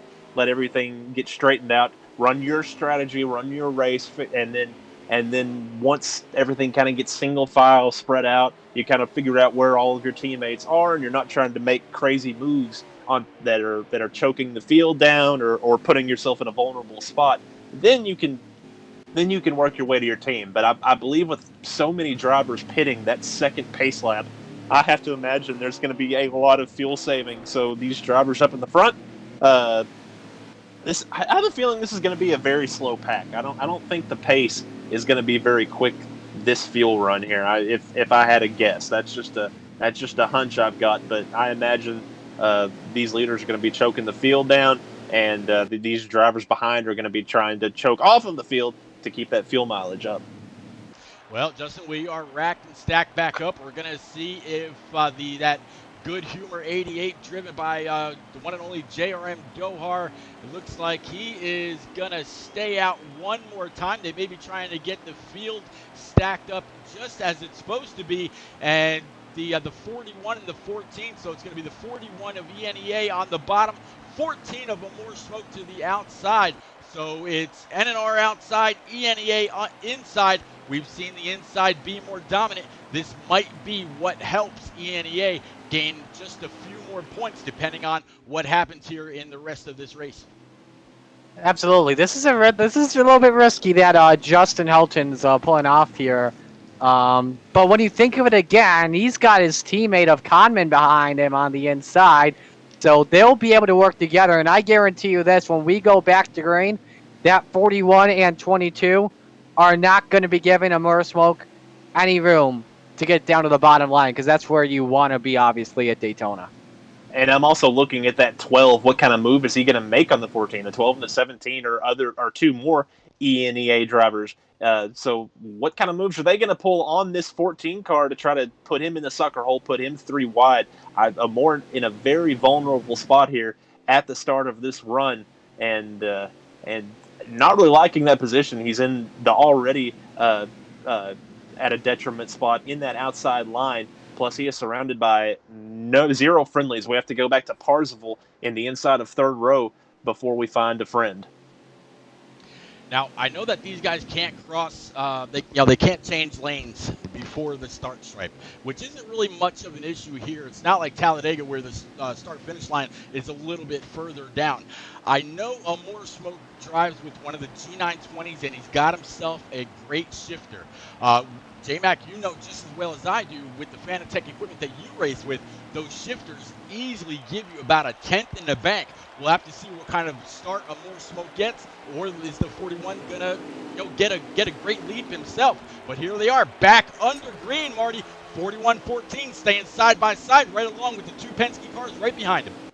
About 27 laps to go, and yes, there you see the 14 not able to get down the bottom, but they got 3 cars on the top side. That's Smoke, Annihilator, and Knockout. Now, the 12 and the 17 are from ENEA. They're trying to make their way up to the front to try and help E-Nascar Elite get some more points, but at the same time, they're pushing a rival driver back to the race lead. Smoke, Kenny clear in front. Not just yet. No, 12 kind of lost the draft or backed off. But yeah, that was kind of interesting to see. But a More Smoke definitely holding on that outside with a huge shove from the 12 and the 17. 17 has been strong all race long. Kind of got into some issues earlier, but this goes to show you, if you can hold that outside, if you can hold it nice and steady, keep the people wound up right behind you all the way around, you can be competitive there, as we're starting to see more cars recognize that and jump to the outside. Yeah, I think that might be I'm sorry to step over you there, but I think the 41 might be trying to do a little fuel saving, might be choking that down just a little bit. You see the 14 get a great run off of the corners, and that's one thing that is a characteristic of racing at Daytona is we got 2 cars spinning. Lane. Oh, we have a big wreck. Well, not big enough. But that's the thing. You could keep a great run off of the corners. There's the 14, muscles his way out to the front. It was either pure speed, pure determination, or that 41 trying a little bit of strategy. But either way, an excellent move by Moore to take that lead back all by himself without any friendlies. Yeah, now he's going to go ahead and pick up that 41 Haas Automation Chevy all the way down this super stretch. So put the 14 of Amore Smoke back up in P1. Nobody can make it here from here on out on fuel, Marty. We're going to go ahead and grab a lap count this time by, see what we've got, kind of do the math, what's going to be shaken up as all these guys are going to have to come on down pit road one time. It should just be one time at the line that time, 25 laps to go. Yeah, but remember, Shotgun's a lap down, so I believe that is 24 laps to go. So I believe we took the restart at about 29 to 27 laps to go. I think it was 29 laps to go. You're going to see these guys come in just between 10 to 15 laps to go. And then when we get to 10 laps to go, if a yellow flag on the apron comes out, it is going to be a sprint race to see who will get the most points at the end. And speaking of points, I think Mr. Slide Job has entered the chat. Bring it to us, Slide Job. Well, we saw a momentum shift in Stage 2. We saw such a close Stage 1. Well, it looked like NNR put on their big boy pants and went to town in Stage 2. They're going to win Stage 2 49-6. All right, so grand total between the two stages. Drum roll, please. It's going to be a grand total of 78 points for NNR to a 32 points for ENEA. All right, J-Mac, there you go. So NNR jumping ahead. We saw top 6, top 7 in at the end of stage 2. Beat NNR. They took that stage with just force. Max points is really paid out though in stage 3. I mean, you could completely flip a race if you're able to get it done here in about 20 some odd laps. And speaking, go ahead. Oh, go ahead. Sorry, you cut out there for a second. I thought you were done. Keep going. Do you think ENEA is in position to really make a challenge here, or do you think that NNR might just have this wrapped up? Well, as few laps as we had it for this restart, 28 laps, 29 laps, however many it is, that tells me, based on the fuel number, those drivers that came in at the back to top off on fuel, to pit stop again, they're going hard. They aren't doing that to try any sort of fuel strategy. They did that to push. They did that so they didn't have to worry about it, so they could full throttle at the rest of this race and push, make moves. Now, obviously, there was a bit of a dust up in turns 1 and 2 a few laps ago that really, or 3 and 4, I guess is where it was. But either way, one of the corners, one of the ends of the track, there was a big dust up that really separated this pack. And right now, it's a modestly ENEA. Well, no, it's actually pretty even. I believe there's 3 NNR drivers and 4 ENEA drivers in this front pack of. So yeah, I'm trying to find out if I can count here. I don't know my numbers, but anyways, But right now, already a poor start for those drivers, 8th on back, and that as evenly divided, as evenly grouped as this front pack is amongst teams. There's not going to be a lot of points there to earn for ENEA, so they're going to have to figure out some strategy, or they're going to have to hope for another yellow. But again, the yellows are dependent on the big pack being on top of each other and racing hard, and right now. That second group, it would benefit them to get in a straight single file line, just as it would benefit this group up here to be in a straight single file line. Maybe some of these ENEA drivers that are in this front pack need to start racing these NNR guys, slow this pack down, allow more of their teammates to catch them to get back to them here, as we see the 17 kind of root the 48 out of the way, give him a couple of taps as he goes by. Aviator not going to appreciate that pass at all, but the 17, he'd move him up to the 6th spot, Aviator back to 7th. But I just want to follow up on this. Looking at this second pack here, there's a bunch of NNR guys in here, led by right now Coey in that 24. Maybe they realize that they dominated stage 2 49-6, and now they have that 40-some point lead at the moment.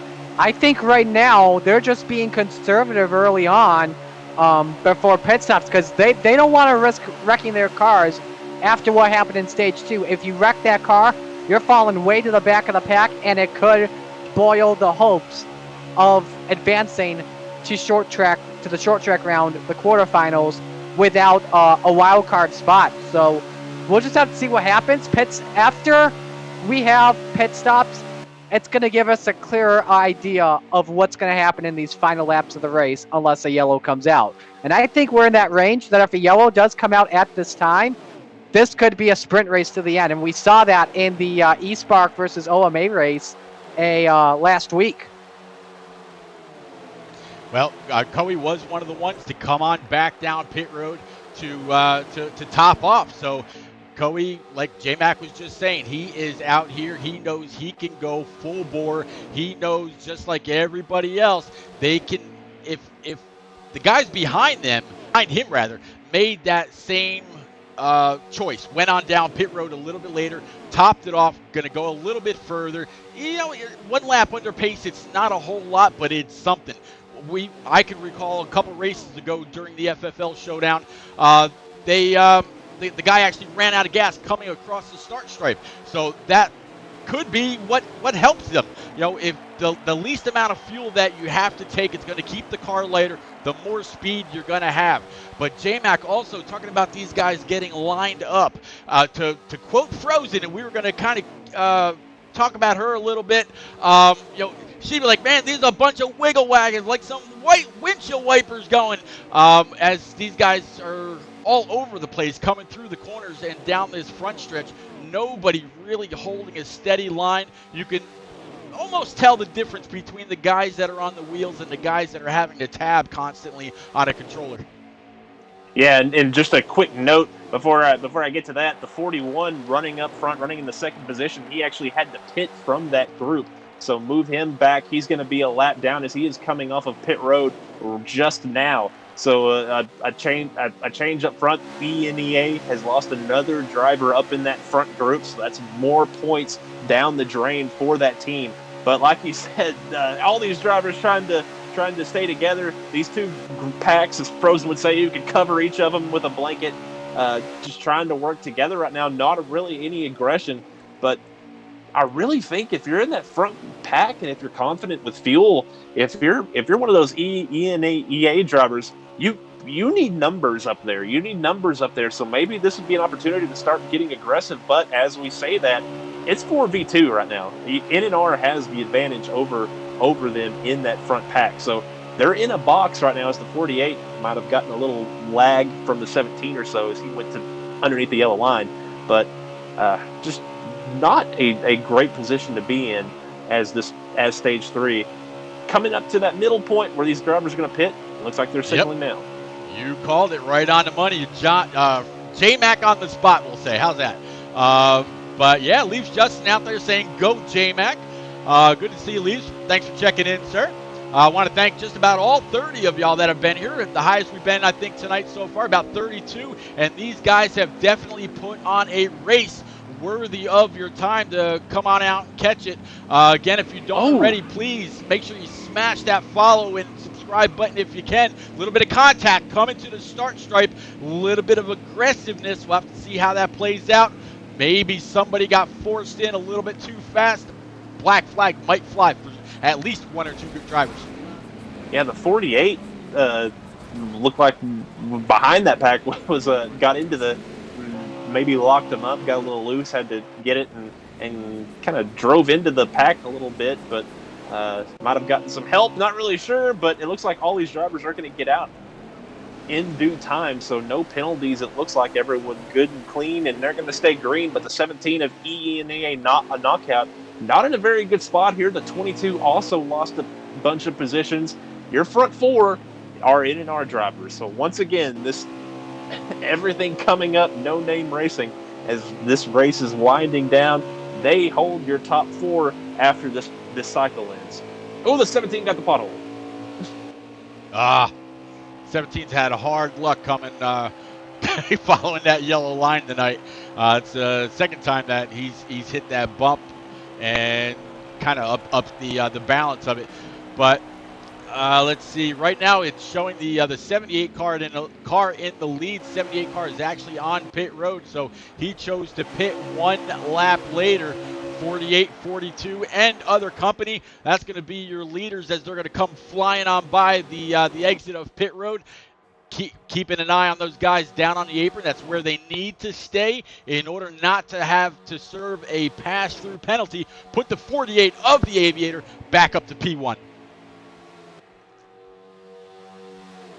Yeah, and I'd just like to mention how tough that is to exit pit road. That was the rule we had in place for our shake and bake season opener, was using that pit road, and it's really tough. As you mentioned earlier in the broadcast, there's no banking down there like there is at Talladega. There's nothing to help you make it to the corner, so it's just super tight. The car has no front grip at all, and if you get sucked into the racetrack onto that banking, it just grabs you, and there's no way to get back down. You're just up there, and you have to slow it down to basically a crawl to get it to angle back down onto the apron. At that point, you've already gotten yourself a penalty.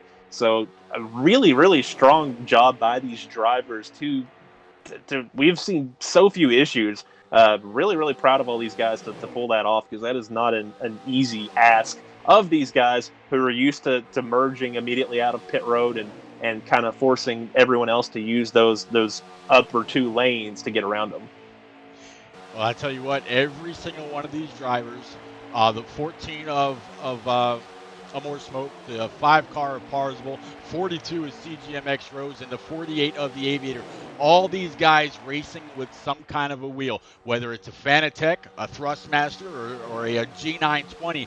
They all have put in the time, they've put in the effort, they put in the money to make sure that when they're racing here in FFL, or as you see the 5 car to hit that bump down low again, or whether it's during the NNR races, which start back up here, by the way, on the 22nd of September. So just a few more days for the trucks, 23rd for Xfinity, and the 23rd for Xfinity, and the 24th for Cup. Definitely make sure to come on out. These are 4 of your stars that will be in that Cup Series leading this race. Definitely showing why they're the best, and NNR is some of the best in preset. Or JMac is me and HD proudly say pretty much the best in presets on Heat 4 and Heat 5. And restrictor plate or not, they came out to race tonight. They absolutely did. These 4 are pulling away, and you can see it, them starting to kind of realize that this group of 4 has it in the back as we see Amore Smoke. He's pulling to the outside, pulling a little side draft on Parzival. He's trying to make his way to the front of this pack. He's having a little fun right now trying to make this pass. So they're going to get a little racy. I think this group of 4, I think they're going to try to finish 2 by 2. I don't think they're going to be content to just ride and push the Aviator out to this win. But and call out the Aviator, like we said, he looked like he got onto pit road pretty hot. He got on there perfectly, was able to cycle out to the lead and take this lead, take over control of this race as NNR pulling away. And the ENEA's hopes and dreams for moving on, they still have the opportunity in the wild card, but it just got a lot harder, and it looks like it's going to keep getting more difficult. Yeah, I just want to follow that up as well. Looking at this second pack here that's already come in, it looks like a bunch of them are being led by Team NNR right now. So, yeah, they're looking pretty good right now, but a yellow would definitely change everything, and right now there's just 6 laps to go in the stage. But remember, when we in the race, I believe, I'm not sure if it's either 6 or 7, but 5 laps to go. Remember, cautions are off here, so keep that in mind. Yep, absolutely. That's something that we didn't have to really touch in stage 1 or stage 2, but stage 3, that could mean a world of difference if no cautions come out, as we're keeping an eye on this backpack right now, riding along with the 24 of Coe. Once they come across that line with 5 to go, no more cautions, no more nothing. That's it. Obviously, we're well past the 75% mark, so this race is official irregardless of what may happen with the server. But guys and gals out there in chat, I just put a message up with a PayPal link. A lot of y'all are familiar if you've watched past streams for More Than a Cape. Morethancape.org is it's a website to help gain assistance for pediatric cancer research, headed up by More Than a Cape. That's part of Shake and Bake Racing. If you want, go on into PayPal. $5 gets you 1 ticket. $10 gets you 3 tickets for a raffle of the Chase Elliott All-Star Race Win diecast, the same one that you saw him light Bristol Motor Speedway up with. And yes, the diecast itself lights up with an LED. So if you would, go ahead and slam on that link.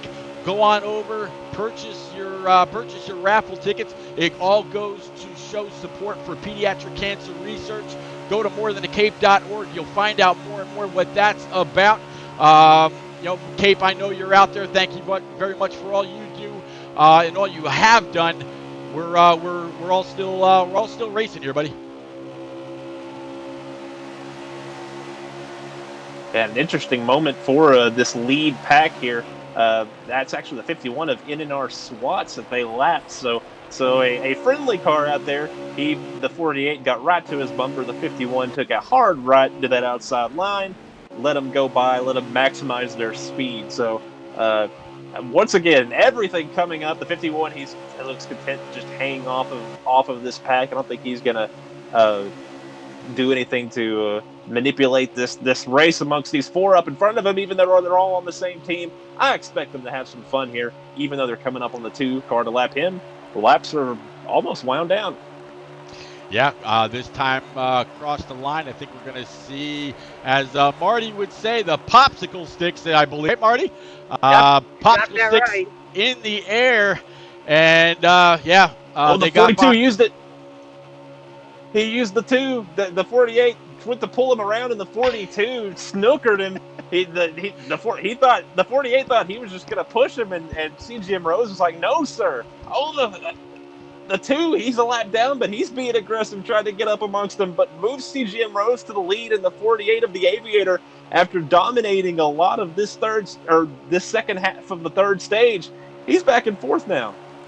Yeah, back and forth. 48, very, very strong. He is a part-time, two-time champ for NNR. A little bit of contact there between the 51 and the 2, but the 2 was definitely trying to mix it up amongst these leaders. I tell you what, J-Mac and Marty, this front 4, they have done everything that they needed to do to get up to the front, really try to put the moves on. 5 of Parsable, 42 of CGMX Rose. It would be a total disaster if these guys got racing too hard and got to wrecking each other. They don't want to do that. They let them have fun. of winning, but at the same time, it's max points to the team. 42 at the line. Oh, they're still going. Yep. Yeah, they got 1 lap left, I believe. Yep. Yeah, this is the final lap. More early on his move. They're trying to figure out something, but Rose has pretty much played this stage to a T. Amore tried to draw him high and then do the crossover. The 42 having nothing of it. Now he has everyone in line behind him, pushing him. It's going to be the 14 and the 42, Smoke versus Rose. As they come down to the line, the 48 on the bumper of Rose. The 48 pushes the 42, even though the 42 had abandoned him earlier. Yep, looks like the 51 of SWATs is going to pull up to the high side. They're going to be side by side at the line. 42, I think, got that one as well, but Amore Smoke was giving him everything he possibly could. So put the top 4 NNR. I believe the 51 of SWATs was a lap down. So great, very, very strong finish of at least the top 4 for NNR. We'll have to see how they stand. You saw Parzival in P5, Conman P6, Annihilator, God Power, NNR Rowdy, ENEA Knockout, and NNR Coey round out your top 10. But Amore Smoke factually came across that start stripe just to the inside of the 14 of Amore Smoke. CGMX Rose getting it done. Margin of victory, 2/100ths of a second. Great finish there, and it's looking pretty good for No Name Racing to advance to the quarters. We will confirm everything with Slide Job when he gets in here after we talk with the top three from each side. Yeah, you don't want to get presumptuous, but we didn't see anything that would be deserving of any sort of penalty. And the way NNR finished that third stage, it's basically a formality at this point to name them the team moving on into the short track round. An excellent performance by both teams. ENEA just coming up on the short end of the stick there in the second stage, and that kind of put them behind the 8 ball for the third. Absolutely. So if that does actually work out the way we kind of think it does, barring any penalties, NNR will move on to the short track round, which we'll announce here hopefully within the next few days. And ENEA will be part of that wild card race. They'll have to go on and choose 5 of their best to go on and race the likes of IVRL and SXRL and every other team that's going to be part of that race at Michigan International Speedway, and I'm sure that date will be coming as soon as possible.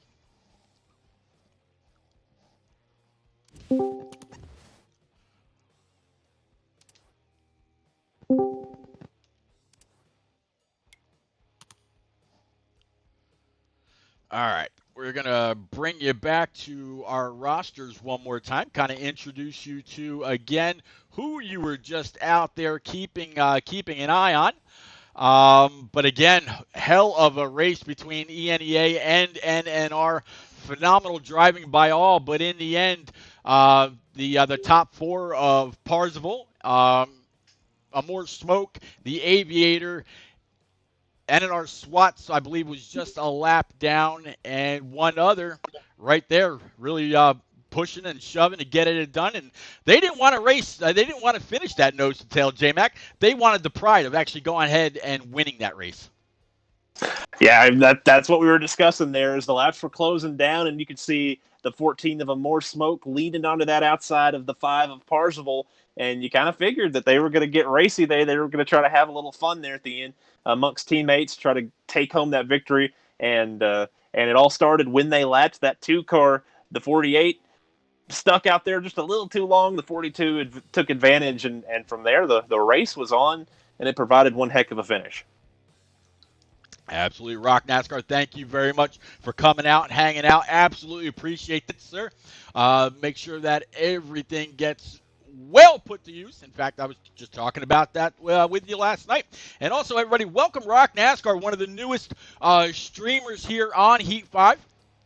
Make sure you look him up on Twitch. Give him a follow. Probably runs one of the best community pages that we've got going. It's a small number of people in that group, only about 250, give or take. But it's a mostly toxic-free community. All it's really about trying to raise everyone up and the camaraderie that we all share here on Heat 5. So thank you, Rock, for all you do. Quick disclaimer, by the way, Rock is also the guy you see in the My Pillow commercials. Fun fact of the day. I like to mess around with him on that. Rock and I are cool dudes. All right, so let's go ahead and check who's been able got to work everybody their way ready for into the interviews. booth so far. We got everybody ready to go. All right, I don't see a more in here yet, or a couple others. So, I'm in here. Yeah, oh, there you. Okay, we got. wow. Yeah, Yeah, we got this everybody. party got huge. Okay, cool. I think Aviator finished third on our side. Right? All right. Was it Aviator? So we'll start with I'm sorry. What is it? Slide job P3 on NNR. P3. Yeah, let's do P3 of ENEA. So let's start with I believe we have ENEA knockout. All right, Marty, you want to take knockout? Yeah. Knockout, I'll start off with you, my man. Take us through the entire race, not just on your end, but also the team strategy coming in. I'm guessing the game plan was to work with each other the entire race. Yeah, that was the plan. I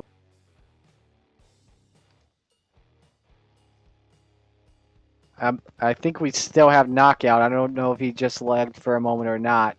Yeah, I think he might be resetting his mic. I see his icon coming in and out. Yep, he's resetting. Yep. Hey, All right, can you hear me Knockout, now? you got us again? Yep, I got you, buddy. Thank you. Sweet. Yeah, it was. Nope, and he's out again. And he just backed out. Hate word. You want All to right, take I the got- second place guy for now while Yeah, Knockout why don't fixes his mic? you take Annihilator? All right, Annihilator, we'll go to you. Pretty much same question to you. Take us through. I'm almost done. Take us through the entire team's day and also your race from your perspective. Honestly, didn't really go the way we planned. We tried getting a run going on the outside line, but that seemed to get broken up. But going through the stages, first stage seemed like NNR was doing a pretty good job of sticking together. We had maybe 4 of our ENEA guys up in the top 10, and we were trying to make up a little bit of ground, come in with maybe 3 to go before we had a pit. And it seemed like we were both on a different strategy, which helped because kind of spread out the field a little bit going into pit road. One of our guys did get a pit road speeding penalty, which split us up a little bit more. And then everyone saw how a few of our drivers slid up on the track and had to serve some pass-throughs in the first stage. So that was something that we as ENEA had to overcome. And then going into the second stage, kind of the same thing. Come pit road time, nobody sped, but we had 2 of our drivers slide up on the track, unfortunately. Just taking those 2 tires, it really made staying on the apron at a $140 kind of tough. So when those 2 guys slid off the apron up onto the track, they had to serve their pass through. That took another 2 of our guys out of the top 10. And I mean, it was just kind of hard to make up points after that. But all in all, I'm kind of proud of these ENE guys. We worked pretty hard, stayed competitive till the end. But all in all, just it'll be interesting to see how the points play out. Yeah, you guys really should be proud of yourselves, no matter what the result gained it this far. Congratulations on not just how you guys have done in the race, but also great run throughout the entire tournament. Thank you, sir. We appreciate that. All right, that's Annihilator. Is Back to you, the PM. top driver and owner of ENEA. How about ENEA Conman? J-Mac, you want to take comment?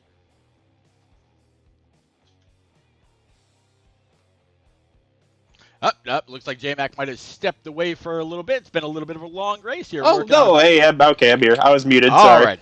Go ahead, sir. But anyways, a tough race, well fought race there.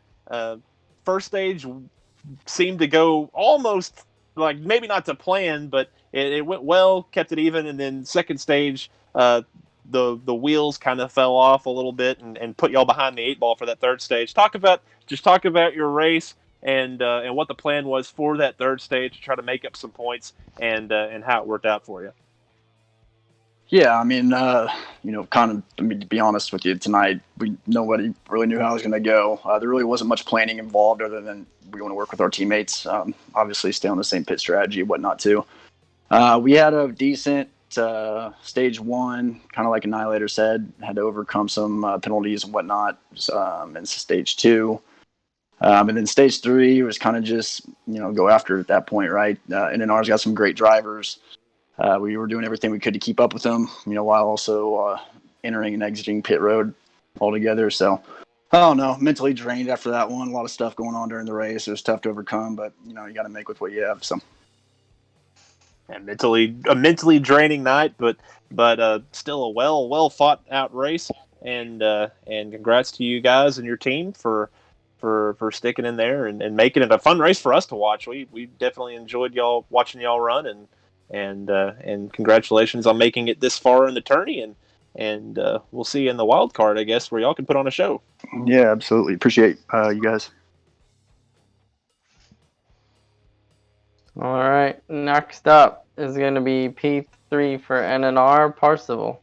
Or not, sorry, not Parsival. Whoops, I scrolled down too far. Aviator. Aviator, it's repeat. You got me, buddy. I do. Aviator, you sent me a message just before the race started saying, I'm making my comeback. and you said, go ahead and run with that. Well, you know what? It looks like you ran with it. You really put that 48 up front when it was really going to matter. You were trying to hold up the 14 and the 5 and other company until the very, very last, where it looked like a car came up, they used it as a pick, and took the lead from you. And then y'all started to race it out amongst each other, which was very, very cool instead of just sticking nose to tail. Walk us through your race, your progression through, and then if there's anything that you think you could have done any different. Well, yeah, I mean, overall, I thought I had a good race. Stage 1, I figured if I didn't qualify on the pole, I'd probably go back to save fuel because we were going to need to anyway. So we ended up doing that. We did a lot of that together and stayed together through a lot of the first stage, entering the pits. And then we had a problem exiting pits, so we weren't all together. And that kind of screwed like half of us. But we were able to fix that mistake for stage 2, where we did the same thing and made sure we were all together. Hence why we pretty much dominated the second stage. And then going into the final one, I knew I wanted to be up front. So I made sure to start up there and keep it up in the top positions at least. And then with all the different strategies and stuff like that going down, I just knew I needed to follow the top 2 guys. And with that, I was able to have some position coming out of pit road. And for some reason, I was super far behind Lewis or Rose coming out of pit road. So I was able to use that, get his draft, and pass him for the lead going down the backstretch. And I guess that didn't hold up, but yeah, that lap car definitely. I was trying to be respectful and keep everyone together and stay on the high line so that everyone behind me would be able to get a position. But Rose took that and used it as his advantage and took the lead from me. And I was like, okay, whatever. But yeah, that didn't help. But otherwise, I don't think there's much else I could have done. I didn't want to be that guy. I'm glad your wheel held together for the race. I know that was a little bit of a worry for you. Congrats on your great finish tonight, sir. Thank you, man. Yep. J-Mac, you want P2? Yes, sir. We've got a more smoke. Well fought. Coming home barely in second place, almost with the win. First stage looked like y'all had what y'all wanted to do, and it kind of went crazy. But then from that point on, y'all pretty much nailed the strategy. And then there at the end, you were the first one of those front 4 to start getting a little racy. Just talk about that battle toward the end with your 3 teammates. Yeah, we felt like we had enough points at the time, and we had a really big lead. We took 2 tires, and I got like a 12-second stop on 2 tires, and they got a 9-second stop. So I started back there, and I really wanted to win. I think we all really wanted to win. So once it got a little racy, I kept trying to get to like the quarter panel just to pull somebody back. Maybe, I don't know. I kept trying, and then finally it got racy and almost had it there at the end, but. It was a really good finish for the broadcast and people watching. Hopefully, they got a little bit of entertainment from that. We absolutely did. Talk about the stress. Con Man alluded to earlier, kind of the mental draining factor of having to work the strategy, of having to work with your teammates. Are you feeling the same thing at all? Was it a tough night to kind of stay with your team and stay on the same page while you were doing it? It wasn't really too stressful because we knew we had backup for the wild card just in case. So I mean, we were really calm with the comms, and we were communicating very well throughout the whole race. When to pit, how many laps we got on fuel, what's your left tires. I mean, just really calm on the comms and everything all night. So it's really good job from our whole crew. Well, that was a more smoke. Finished second. Just needed a little bit longer of a bumper, and he might have won this race. Yep. Congrats on the well-fought race. And back to you, Pete. Yep. Appreciate that. Marty, why don't you go ahead and take the honors of talking to the one and only CGMX Rose, hashtag Grow with Rose, as it was during Pro League Season 2, where you got a ride with Chip Ganassi Racing. Marty, go ahead and grab him. Thank you very much, Rose. Congratulations on a big win. 2/100ths of a second over your teammate. But outside of that, I'm guessing the game plan was to work together, was to work with your team all all throughout the day, and stages 2 and 3, you proved it worked. Yeah. So our goal into this race was just to work together, and I got onto the wall there early, a couple laps into the race, and I lost the pack. So that whole first stage, I just wanted to not go a lap down, and then the second stage, we just lined up and went with our game plan, and luckily it worked out. In stage 3, we went ahead and did the same thing, and then that caution came out and kind of changed things a little bit. We just went to racing, and then we were able to line up again, and I came out with a big lead on that pit stop, and I was able to use the lap car as a pick and then get by Aviator, and I just had to hold off the guys trying to make runs behind me, which I did. Hey, congratulations on a great win, a great run for NNR, and we're looking forward to hearing what these team points look like here as we send it back over to Anthony, or Mr. Slide Job, I'm sorry. No problemo. So we saw a very close stage 1. We saw NNR pull a little bit of a lead in stage 2. If you're keeping track at home, stage 3, ENEA is going to come home with 234 points. NNR 300. So got your calculator out. ENEA is going to come home with 266 points to NNR's 378. So after the last 2 stages, NNR really pulls to a dominating lead. So they will unofficially move on to the round of 8. So we are back here with NNR Koei. So your guys are unofficially moving on to the round of 8. Not a big upset today. You guys coming in, a lot of people were picking you guys to win based on reputation and performance in the first couple of rounds. Tell us, how proud are you of your guys, and if the result stands, what are you doing to prepare for the round of 8? Yeah, congratulations to all my guys. I mean, we practiced a lot, and they put on a good show. Luckily, we didn't have anyone seem to lag out this time. I think that's the first round, and of all tracks, Talladega. So that was a great thing there, not to lose any points that way. But we had a good strategy, trying to save on tires and fuel. And then the last stage, I think we tried to pit like a lap early, and definitely kind of helped us to get up there in the front. But they did a great job, and the racing was great. And hats off to the other team for putting on a good show with us. And it was a great race. Absolutely. It was definitely an awesome race to watch. And now we are back with ENEA Conman, owner of ENEA. So, Mr. Conman, unfortunately, if the results stand, you guys will not be getting automatically locked in to the round of 8. You guys will be headed to Michigan for the wildcard race. So, good news is you're not going home tonight, but, we'll have to defend that spot on a little bit bigger stage. So, tell us how proud you are of your guys as far as your performance tonight, and how you will prepare for Michigan. Yeah. First off, always proud of my guys. We did everything we could today. Again, kind of what I said earlier, just making the most of what we had today. As far as Michigan goes, obviously it's a great thing that we're still involved and still have a chance here. I know my guys will put in a lot of practice and be well prepared for that race. Be fun.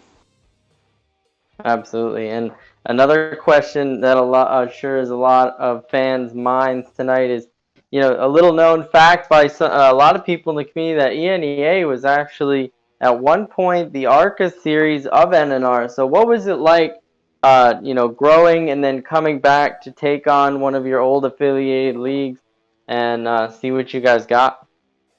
Yeah, it was awesome to have that circle around. Obviously, tons and tons of respect for NNR, what they do and their reputation. Kind of ever since we split off from that, we've wanted to grow ourselves. So we just wanted to see how we stacked up against what we already knew they were. But yeah, again, hats off to those guys. We know how good they are. Koei, congrats to you guys. Hopefully we'll get to race one another again one of these days.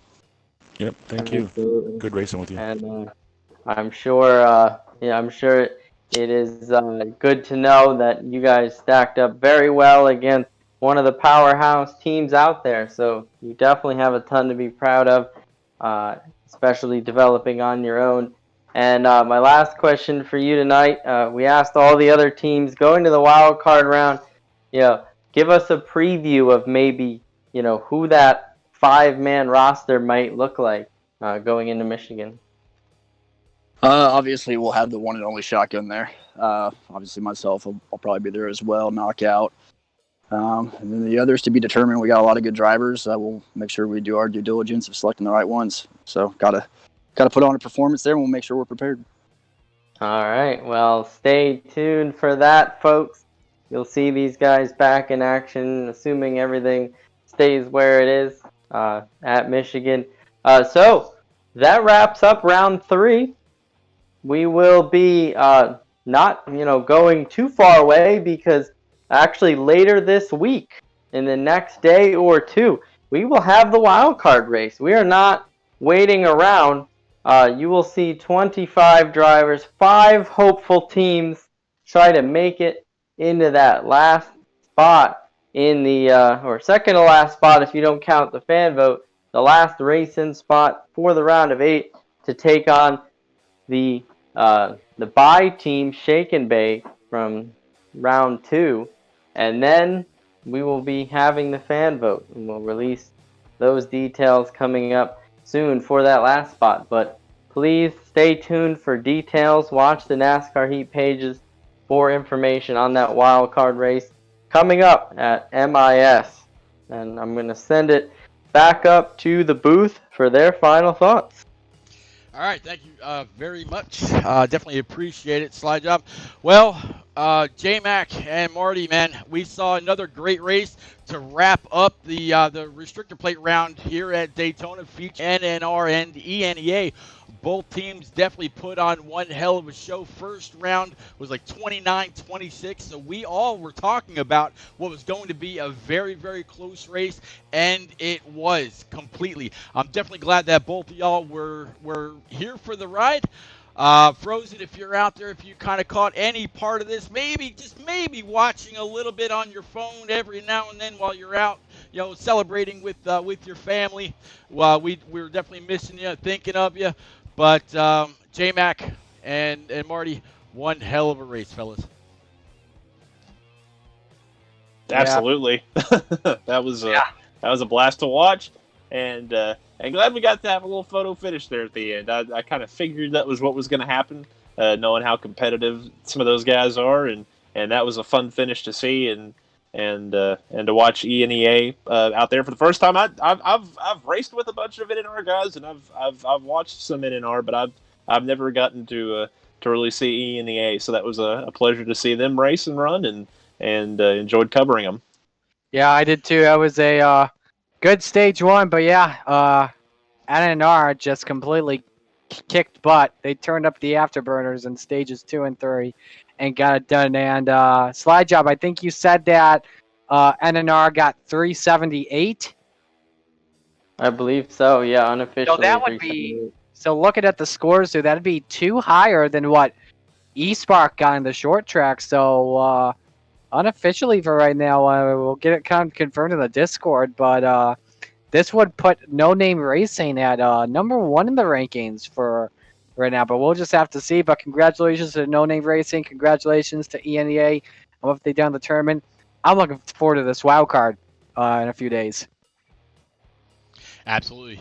It's going to be interesting to see the rosters as they come to fruition for that race at Michigan. Then, of course, the fan vote. And then, of course, Slide Job will have that wrap-up here, which we'll see here very, very soon. Only 5 races this time, Slide Job, so it shouldn't be another 3 hours, right, Slide Job? Right, Slide? It'll actually be 6 because we will be covering the wild card, of course. But, it'll be, we promise it'll be a little shorter. And, as a preview, we announced it earlier in one of the broadcasts, the round of 4, not round of 4, but round 4 will be the short track round.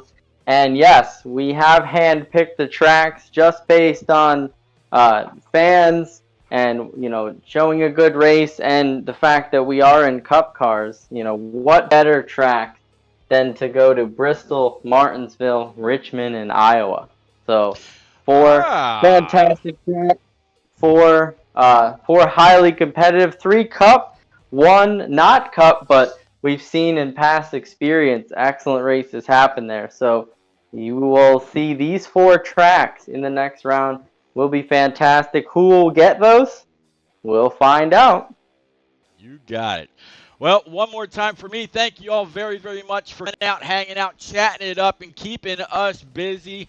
Definitely want to thank you all. Again, there's that link right there for if you want to try to win that Chase Elliott Light Up Bristol Win diecast that is being offered up by More Than a Cape. Until we either catch you at Michigan rather, or for the recap, I will catch you guys either around the track, on a stream, or wherever. Stay safe, stay healthy, wear your mask, do what you got to do. Y'all have a great night. Congratulations one more time, No Name Racing.